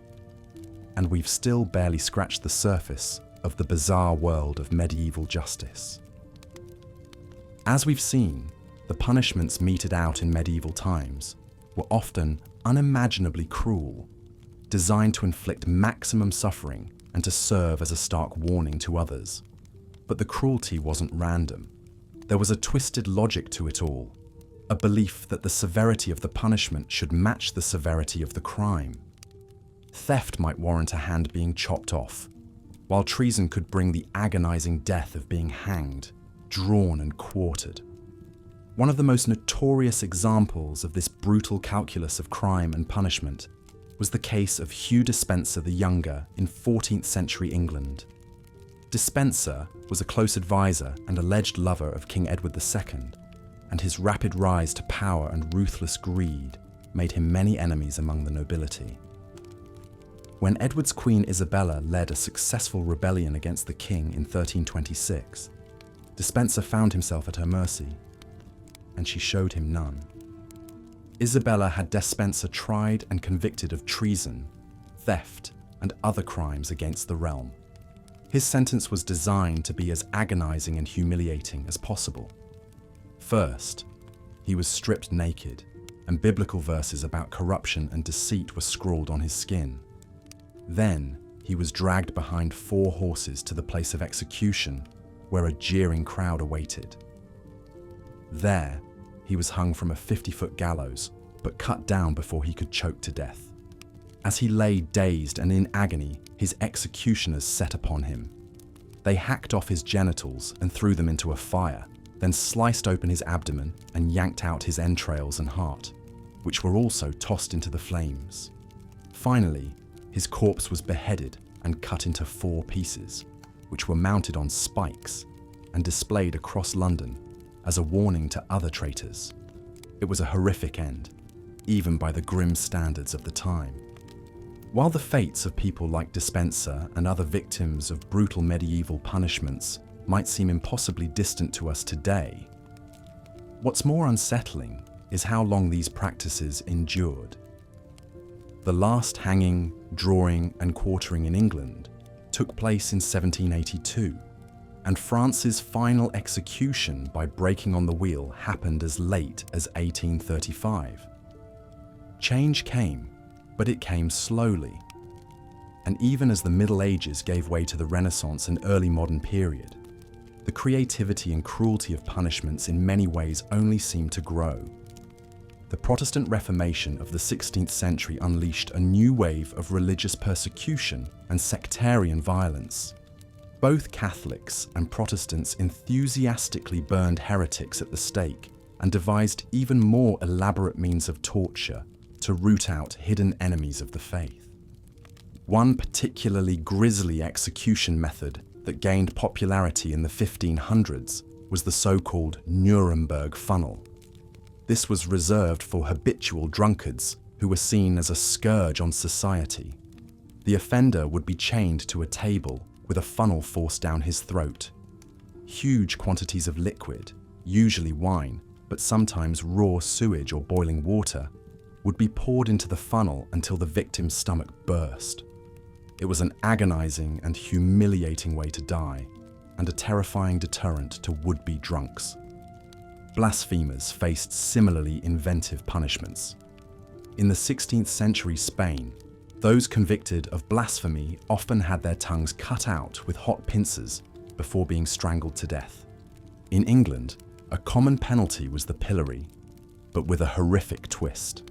The victim would be locked into the wooden restraint and an iron cage fastened around their head. Then, their ears would be nailed to the pillory and shorn off with a razor. If they survived this mutilation, they would be forever marked as a blasphemer. As brutal as these punishments were, many at the time justified them as necessary to maintaining order in an inherently sinful and unruly world. Pain was the price of justice, and no price was too high to keep society on the righteous path. The fact that the laws and punishments fell so heavily on the poor and powerless while the wealthy could often buy their way out of consequences, rarely seemed to trouble those in charge. It would take a sea change in attitudes, brought on by the Enlightenment thinkers of the 17th and 18th centuries, to slowly chip away at this edifice of cruelty. Reformers like the Italian philosopher Cesare Beccaria, who argued that punishments should be proportionate to crimes and that torture and execution were inhumane relics of a barbarous age, slowly gained traction. Rulers like the Holy Roman Empress Maria Theresa and Britain's King George III began to outlaw cruel and unusual punishments and to standardize criminal sentences. But the old ways died hard. Many Enlightenment philosophers, like Voltaire, still defended harsh punishments and the death penalty as necessary deterrence. The French Revolution brought the terror of the guillotine to thousands, and in Britain, even as the number of capital crimes slowly decreased, crowds still thronged to see public hangings well into the 1800s, eager for the spectacle of a criminal getting their just deserts. It's a sobering reminder of how thin the veneer of civilization can be, and of the darkness that lurks in the human heart. The fact that for centuries, those in power could devise such imaginative torments, and citizens could cheer on such barbarity, sometimes in the very name of justice and righteousness, should give us pause. We might recoil in horror at the brutality of medieval punishments today. But would our ancestors be any less appalled by the state-sanctioned cruelties that still take place in our own time, whether it's solitary confinement, torture, or the death penalty? There's no easy answer. But as we contemplate the grim pageant of history, perhaps the most fitting tribute we can pay to the victims of these bygone punishments is to strive for a society where cruelty is never again mistaken for justice, where compassion outweighs retribution, and even the most lost and broken among us are seen as human beings worthy of dignity, rather than sinners to be scourged and destroyed. It's a struggle that each generation must take up anew, but in doing so, we help lay the slow, painstaking groundwork for a more just and humane world. And yet, even as we work towards that brighter future, the past remains with us, a shadow that can never fully be escaped. In museums and churches and crumbling fortresses across Europe, the relics of the medieval justice system still linger like ghosts. Thumbscrews, iron maidens, racks, judges' gavels worn smooth by generations of condemnation. Grim reminders of the darkness that once reigned, and that still whispers to us from the void. Perhaps that's why we find these old punishments so endlessly fascinating, even as they repel us. They're a window into the strange and haunted psyche of our species, with its capacity for both boundless mercy and unfathomable cruelty. A reminder of how far we've come, and how far we still have to go. And though we might shudder at the thought of ending up on the wrong side of medieval justice, there's a strange comfort in knowing that no matter how bleak things seem, our ancestors endured and overcame far worse. So let the ghastly parade of the pillory and the branding iron, the rack and the wheel, march through your dreams tonight. Let them be a testament to the trials our forebears faced, and to the small, everyday triumphs of civilization over barbarism that we too often take for granted. And in the morning, perhaps spare a thought for those long ago victims whose suffering echoes down to us through the ages. May they rest in peace, and may we never forget the hard-won lessons of their lives and deaths. As the turbulent medieval period progressed, the ways in which societies punished criminals became increasingly inventive and extreme.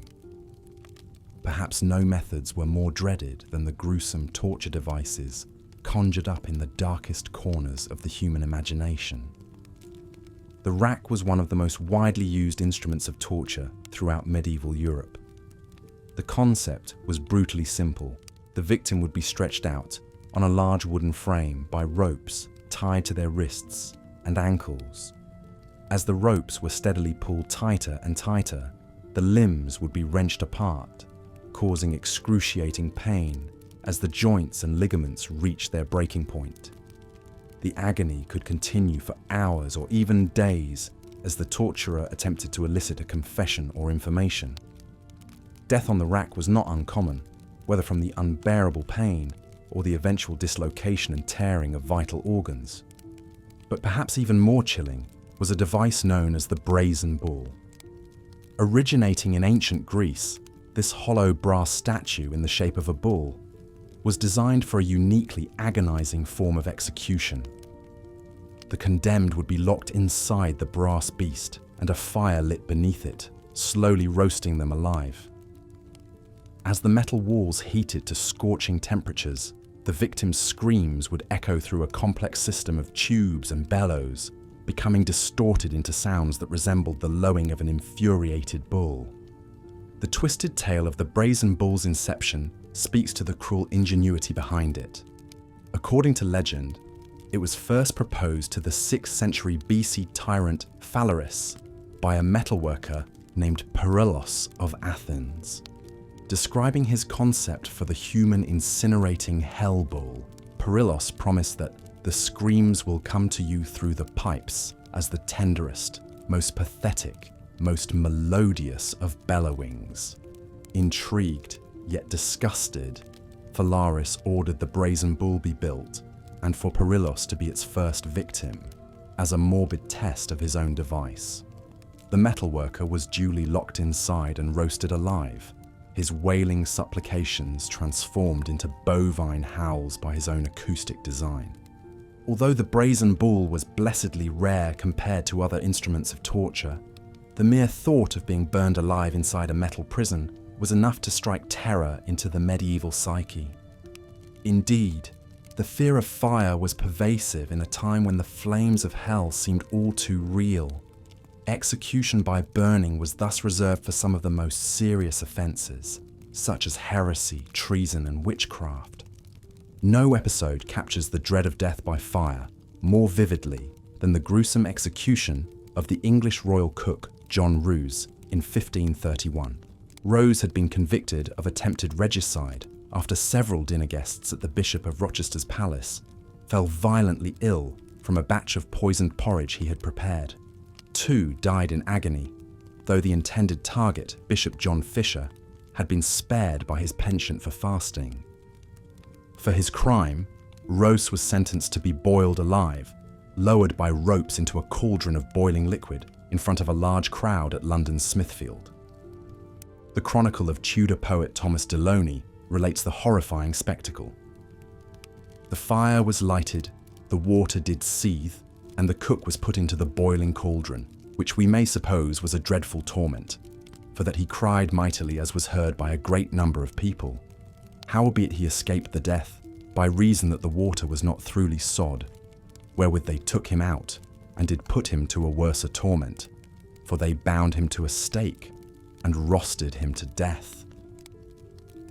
Medieval execution was a form of macabre theatre, meant to strike awe and terror into onlookers' hearts. But perhaps no death sentence epitomized this twisted marriage of suffering and spectacle more than the infamous punishment of hanging, drawing, and quartering. Reserved as the ultimate penalty for the foulest act of treason, it was deliberately designed to be as prolonged and agonizing as human cruelty could imagine.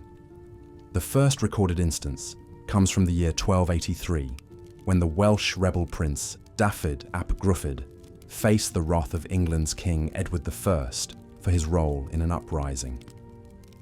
Contemporary chronicler Geoffrey of Shrewsbury clinically described how Dafydd was dragged behind a horse to the gallows, where he was hanged by the neck, but cut down while still alive.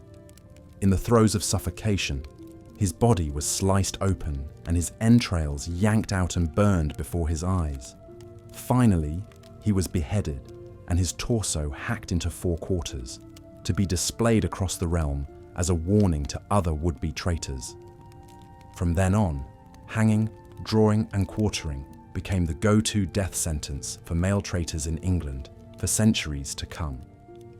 As medieval society grew both more powerful and more paranoid, the grim spectacles of executions became increasingly elaborate and theatrical. Raised wooden platforms called scaffolds allowed eager crowds a better view of the traitor's final agonies. The prolonged torture of half-hanging and disemboweling was thought to give the condemned a final chance to repent for his betrayal and save his immortal soul before the axe fell. One of the most dramatic cases was that of Sir William Wallace, the Scottish knight and guerrilla leader who led a spirited resistance against English rule in the early 14th century. After his forces were crushed at the Battle of Falkirk, Wallace spent years on the run before being captured and hauled to London to answer for his rebellion. In a trial that was little more than a formality, he was convicted of treason and sentenced to a traitor's death at Smithfield. Matthew Paris, a monk and chronicler, recorded the grisly details of Wallace's execution on August 23, 1305. First, he was drawn asunder by horses, Paris wrote, then hanged on a high gallows, and while still alive, his entrails were drawn out and burnt in a fire, and finally he was beheaded and quartered, and the parts sent to the four corners of Scotland. The English made sure Wallace's head was impaled on a spike at London Bridge, an unmistakable message to anyone else who dared defy the Crown's authority. Yet even in death, William Wallace would become a towering symbol of Scotland's long struggle for independence against its larger southern neighbour. As the Middle Ages gave way to the Renaissance, his legend only grew, a stirring reminder that brutal displays of power were not always enough to crush the defiant spirit of rebels and martyrs. Indeed, for all the medieval world's fascination with increasingly ingenious and agonizing ways to punish criminals, the effectiveness of such torture and terror was questionable. Crimes like theft, assault, and even murder remained stubbornly common, suggesting that the threat of slow death was not quite the foolproof deterrent authorities hoped. If anything, the looming scaffold may have only hardened the hearts of the most desperate wrongdoers, pushing them to further extremes. Moreover, the arbitrary cruelty of medieval justice frequently saw the innocent suffer alongside the guilty, as the scales of judgment were too often tipped by wealth, status, and sheer luck. A woman accused of witchcraft might be burned at the stake on the flimsiest of evidence, while a well-connected knight could literally get away with murder.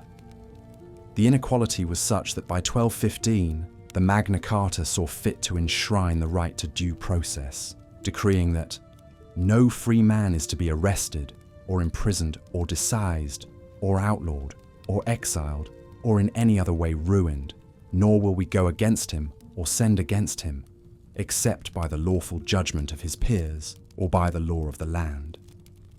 Of course, the impartiality of justice remained an elusive ideal, subject to the whims of rulers, the prejudices of the powerful, and the superstitions of the age. Punishments that to modern eyes seem almost comically cruel persisted for centuries more, as much for their value as public spectacle as for any real benefit to the social order. Yet, as medieval Europe gave way to the Enlightenment and the Industrial Revolution, the tide slowly began to turn against the worst excesses of torture and brutality. Thinkers like Voltaire and Cesare Beccaria argued that such inhumane punishments were not only barbaric, but ineffective and counterproductive. Imprisonment, rehabilitation, and more standardized sentencing gradually replaced mutilation and execution as the preferred tools of criminal justice. Still, echoes of the Middle Ages linger in our collective psyche, surfacing in our fascination with tales of dungeons and executions, rebel heroes and pitiless tyrants. The human imagination, for better or worse, cannot help but be drawn to the darkest expressions of power and suffering, perhaps as a reminder of our own capacity for both cruelty and resilience in the face of it. So the next time you find yourself transfixed by a grim story of some medieval miscreant facing a horrific fate, remember the lesson at the heart of all those chilling punishments: that justice, for all its high-minded ideals, is an eternally human endeavor, as fallible and ingenious as the souls who strain to enact it. the true reckoning is not with the judged, but the judges, and the civilization that empowers them to decide which acts are beyond the pale. To condemn the brutality of the past is easy, but to ask what cruelties we tolerate in our own time, well, that is the harder and more vital question. As the medieval period progressed, justice continued to be dispensed through a combination of religious doctrine, royal decrees, and local customs. The result was a patchwork of punishments that could vary widely from place to place and case to case. But amid all the inconsistency, one thread remained constant: the belief that severe, often public, punishments were necessary to maintain order and morality in society. One of the most feared and reviled forms of medieval punishment was torture. While torture had been used since ancient times to extract confessions and information from the accused, the medieval period saw it refined into a grim art form. The rack, as mentioned earlier, was a particularly dreaded torture device. Victims would be stretched out on a wooden frame by ropes attached to their wrists and ankles. As the ropes were steadily tightened by a lever and pulley system, the victims' joints would be painfully dislocated and their muscles torn. In some cases, the torment could go on for hours as interrogators demanded confessions or information. But the rack was far from the only tool in the medieval torturer's repertoire.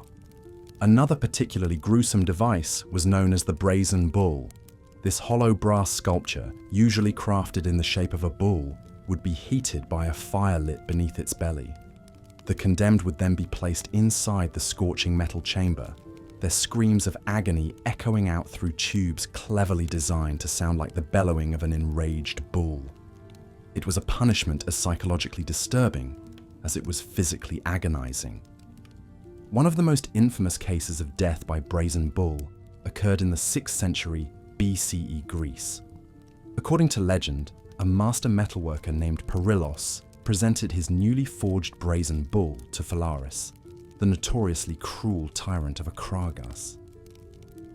Perillos boasted that his device would allow Phalaris to extract the ultimate vengeance on his enemies while being serenaded by their tortured wails. But Phalaris, it seemed, had a morbidly ironic streak. To test the brazen bull's effectiveness, he ordered Perillos himself to be locked inside his own creation and roasted alive. As the metalworker's shrieks rang out, transformed into bovine bellows, Phalaris was said to have remarked that the brazen bull's first victim had played his part admirably. However, in a final twist, Phalaris had Perillos removed before death and hurled from a cliff, deeming him too vile to receive a proper burial. While the tale of Perillos and his brazen bull may be semi-mythical, it certainly reflects the pitiless ingenuity that went into medieval torture devices and the harsh caprice with which justice could be meted out. But torture, for all its brutality, was just one shade on the spectrum of medieval punishments. In many cases, death itself was deemed the only suitable sentence. But there were a myriad of ways one could be put to death in the Middle Ages. Perhaps the most iconic medieval execution method was being hanged, drawn, and quartered. Reserved for the most serious offence of high treason against the monarch, this grisly punishment involved the victim being dragged or drawn behind a horse to the place of execution, then publicly hanged by the neck until nearly dead. But that was just the beginning of their torments. While still alive and at least semi-conscious, they would be cut open and their entrails removed or drawn out. The intestines would often be tossed into a fire, symbolically damning the traitor's soul. Finally, the body would be beheaded and chopped into 4 quarters, with the head and quarters frequently displayed in prominent locations as a gory warning to other would-be traitors. It was a slow, excruciating, and tremendously bloody way to die, with the public spectacle a key part of the punishment. Another particularly nasty execution method was boiling alive. In this punishment, the condemned would be submerged into a large cauldron filled with boiling water, oil, or even molten lead in extreme cases. Death could take anywhere from a few minutes to a few agonizing hours, depending on the temperature of the liquid and how quickly the executioners worked. While the image of a witch being boiled in her cauldron is a common fairy tale trope, in reality, boiling was often reserved for poisoners and coin forgers, whose crimes were seen as an especially unnatural perversion of normal human acts. After all, what could be more fitting for a poisoner than to stew in their own toxic brew? One of England's last recorded cases of boiling as execution took place in 1531. The perpetrator was Richard Roos, a cook in the household of the Bishop of Rochester. Roos was arrested and convicted of attempted murder after several of the bishop's guests fell violently ill with food poisoning, with 2 ultimately dying.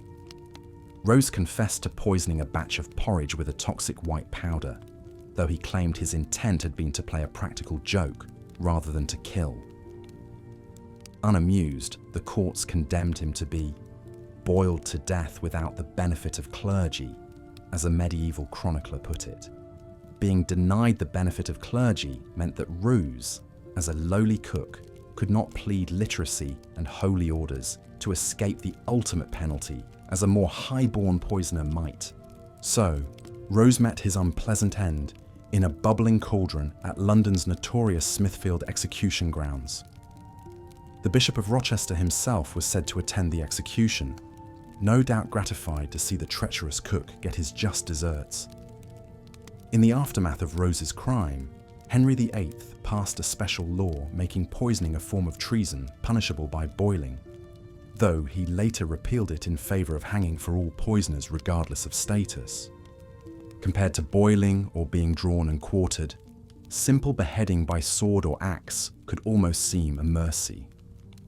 Traditionally a nobler form of execution, beheading was often reserved for aristocratic criminals or defeated enemy commanders. Done with a single strong blow, it was relatively quick and presumably less painful than many of the alternatives. However, a clumsy headsman could easily botch the job, hacking awkwardly at the neck, or even missing altogether in a gory spectacle. Moreover, there has long been speculation that a severed head might retain consciousness for several seconds, meaning that the executed could perceive their own decapitation. While the scientific jury is still out on that macabre notion, it only adds to the aura of dread and mystery that attended beheadings in the medieval mind. But not all medieval punishments were capital, and not all were officially sanctioned. More informal penalties abounded for petty crimes and social transgressions. A common example was the cucking stool, a seat attached to a lever that could be used to repeatedly dunk a person underwater. Most frequently deployed against unruly women and suspected scolds, it was a punishing, non-fatal alternative to burning witches. Similarly, the brank or scold's bridle aimed to restrain loose tongues by quite literally bridling them with a locking metal cage. Some branks even featured an interior spike to stab the tongue should the wearer attempt to speak. While rarely fatal, these devices mark the offender out for public ridicule and could cause lasting pain and humiliation. So as you can see, the medieval approach to justice was not exactly a gentle one. From unofficial shaming tactics to elaborate tortures and spectacular executions, punishments were designed to not only match, but exceed the crime's severity. They were harsh deterrents to keep a lid on the violence and chaos bubbling just below the surface of medieval life. Yet amid all the cruelty, there are some truly bizarre cases that strain modern credulity. Consider the rat torture, a punishment apparently dreamed up by a 17th century jailer in the German town of Chell. The restrained prisoner would have a rat trapped in a metal cage against their bare stomach. The cage would then be slowly heated, driving the rat to burrow into the prisoner's guts in a desperate attempt to escape. It's unclear how frequently this particularly sadistic torture was used, but it speaks to the dark creativity of the medieval punitive imagination. Slightly less grisly, but no less strange, was the German punishment of strangulation followed by drowning imposed on women convicted of infanticide. The grim logic seemed to be that strangulation would prevent the soul from escaping through the mouth as the body drowned, damning it to eternal unrest. Again, how often this particular combination was actually employed is lost to history, but it illustrates the dreadful specificity of some medieval punishments. Speaking of unusually specific punishments, ancient Persia's boats penalty deserves a mention. In this slow and agonizing form of execution, the condemned would be trapped between two rowboats or hollowed-out tree trunks, with their head, hands, and feet protruding. They would then be force-fed milk and honey until they developed diarrhea, attracting insects. As the victim lay stewing in their own filth, the bugs would eat them alive over a period of days or even weeks. While the boats may have faded from use by the medieval period, that level of sadistic creativity sadly lived on. Many punishments were tailored to fit the crime in perversely poetic ways. A medieval German coin forger might be boiled in oil like the false coins he forged. A thief might have a hand amputated.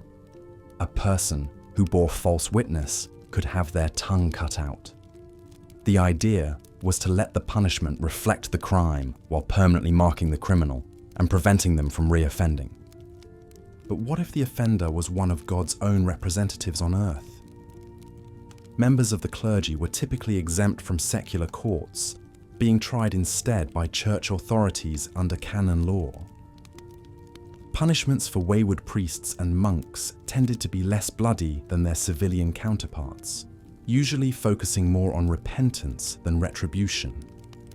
An adulterous priest might be sent on a penitential pilgrimage or sentenced to a lengthy period of ritual fasting and prayer. For more severe offences, they could be confined to a monastery or ejected from holy orders altogether. But in general, the Church reserved its harshest punishments for religious rather than common crimes: heresy, blasphemy, devil worship. These were the crimes that kept medieval inquisitors up at night. And to combat them, men of God had to get creative.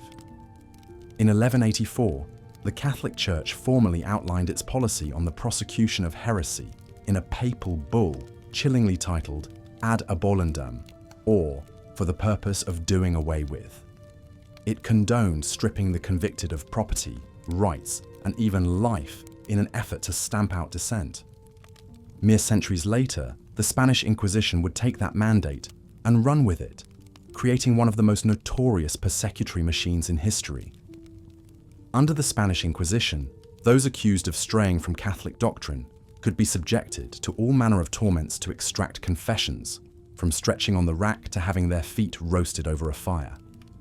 Penitent heretics might escape with a humiliating public shaming at best, or a term of perpetual imprisonment at worst. But the unrepentant faced a spectacularly grim fate: death by auto da fe, or act of faith.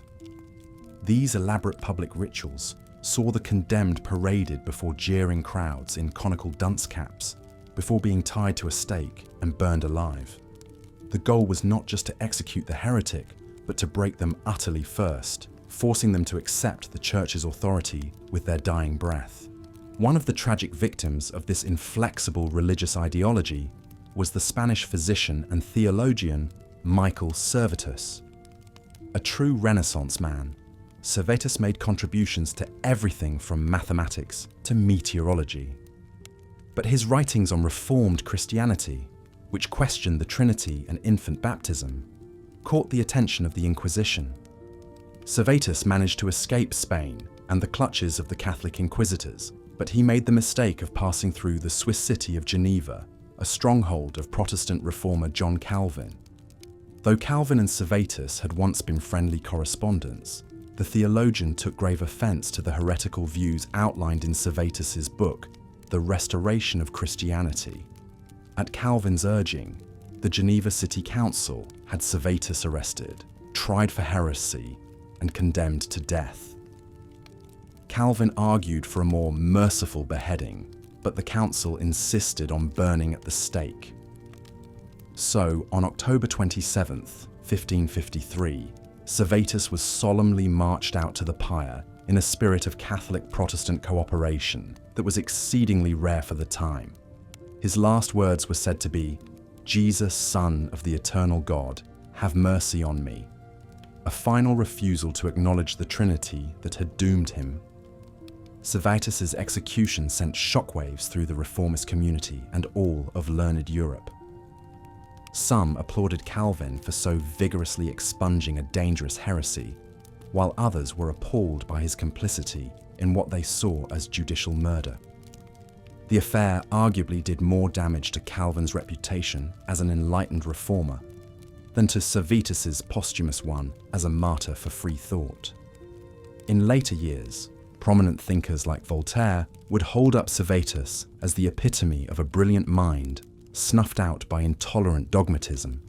But while Calvin and the Inquisition represent some of the worst religious excesses of the medieval period, the influence of faith on the justice system wasn't always so bloody. In fact, one of the more peculiar medieval punishments was the trial by Blessed Sacrament, a kind of spiritual lie detector test. In this ordeal, a person accused of a crime would be brought before a priest and made to swallow a dry communion wafer.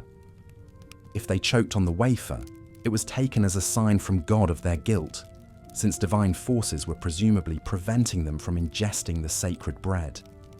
The idea was that even if a suspect could fool an earthly court, they could never deceive the Almighty. Of course, from a modern perspective, it's laughably easy to see the flaws in such a system.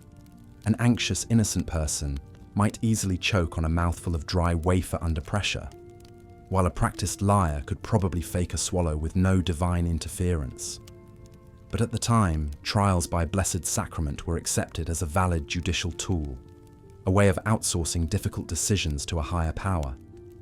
And in a way, that belief in divine judgment undergirded many medieval punishments, however brutal they might appear to modern eyes.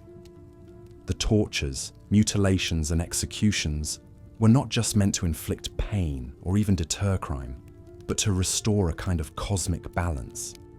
They were brutal acts of atonement, necessary to cleanse both the criminal and the community of sin. There was also, undeniably, an element of raw spectacle to many medieval punishments. The elaborate public rituals of shaming, torture, and execution were a form of grisly entertainment in a world with little to pass the time. They allowed the masses to indulge their darkest, most vindictive impulses while still feeling morally justified. It's no coincidence that public punishments were often scheduled on market days or religious holidays, ensuring the maximum number of jeering spectators. But as easy as it is to look back and judge the medieval justice system as barbaric, it's important to remember that punishments are always a product of their time and culture. The Middle Ages were a period of immense upheaval, with wars, plagues, famines, and religious schisms constantly threatening the social order. In such an unstable world, horrific punishments must have felt like a necessary evil, a way to keep the chaos at bay through brutality and fear. Moreover, it's not as though human nature has changed that much since the days of dungeons and gallows. We may have largely done away with the creative physical cruelties of the past, but the impulse to punish and shame still burns bright in our supposedly civilized modern world. One need only look at the media circus surrounding a high-profile criminal trial or the clamour of social media for the guilty to be cancelled and exiled from polite company to see that appetite for retribution in action. In fact, some scholars have argued that the ritualized violence of medieval punishments actually served as a kind of release valve for the pent-up aggression and anxiety of the populace. By channeling those darker impulses into a controlled spectacle of official justice, the authorities could keep them from spilling out into open revolt or vigilante chaos. The public could vicariously satisfy their bloodlust without having to pick up a pitchfork themselves. Now, I want to be clear that this is not a defense of medieval brutality by any means. The punishments we've discussed were still undeniably cruel, disproportionate, and often gruesomely arbitrary. The condemned, whether guilty or innocent, suffered horribly in ways that are stomach-churning to contemplate. And the system was rife with abuses, as those in power exploited the violent machinery of punishment for their own gain. But I do think it's important, as we look back on the more shocking chapters of our history, to try to understand them in context. The medieval period was a time of profound instability, superstition, and religiosity, when life was often nasty, brutish, and short for even the most privileged. In such a world, it's perhaps not surprising that punishments took on a nasty, brutish cast as well. And yet, even in the face of all that brutality, there are still glimmers of humanity to be found in the historical record. Consider the case of Margaret Dixon, a Scottish woman condemned to hang in 1728 for the crime of infanticide. After her apparent death by hanging, Dixon's body was cut down and placed in a coffin for burial. But on the way to the graveyard, the pallbearers were startled by a knocking sound from inside the casket. Upon opening it, they found Dixon very, as the story of Margaret Dixon illustrates, even in the brutal world of medieval punishments, there were occasional glimmers of hope and humanity. Dixon's astonishing survival was seen by many as a sign of divine intervention, a message that perhaps her sentence had been unjust. In an age where the line between crime and sin was often blurred, such miracles carried great weight. Indeed, religious beliefs played a central role in shaping medieval approaches to justice and punishment. The notion that criminals were not just offenders against the law, but against God himself, added an extra layer of severity to many sentences. This was particularly evident in the case of heresy, which was seen as a direct affront to divine authority. Perhaps no institution embodied this religious zeal more than the Spanish Inquisition. Established in 1478 by King Ferdinand II and Queen Isabella I, the Inquisition was tasked with rooting out and punishing religious dissent in Spain and its territories. Central to this mission were the infamous auto de fe ceremonies, elaborate public spectacles where convicted heretics were paraded before crowds and burned at the stake. The auto da fe was equal parts religious ritual and gruesome entertainment. Condemned heretics, dressed in pointed caps and sanbenitos, yellow robes painted with hellish imagery, were led through the streets in a solemn procession, often accompanied by effigies of those who had died in prison before they could face the flames. After a lengthy public sermon, the sentences were read out, and the condemned were handed over to secular authorities for execution. One of the most famous victims of the Inquisition's fires was Michael Servetus, a brilliant Spanish theologian and physician. Servetus had provoked outrage with his unorthodox views on the Trinity and the nature of Christ, views which put him at odds with both the Catholic Church and the growing Protestant movement.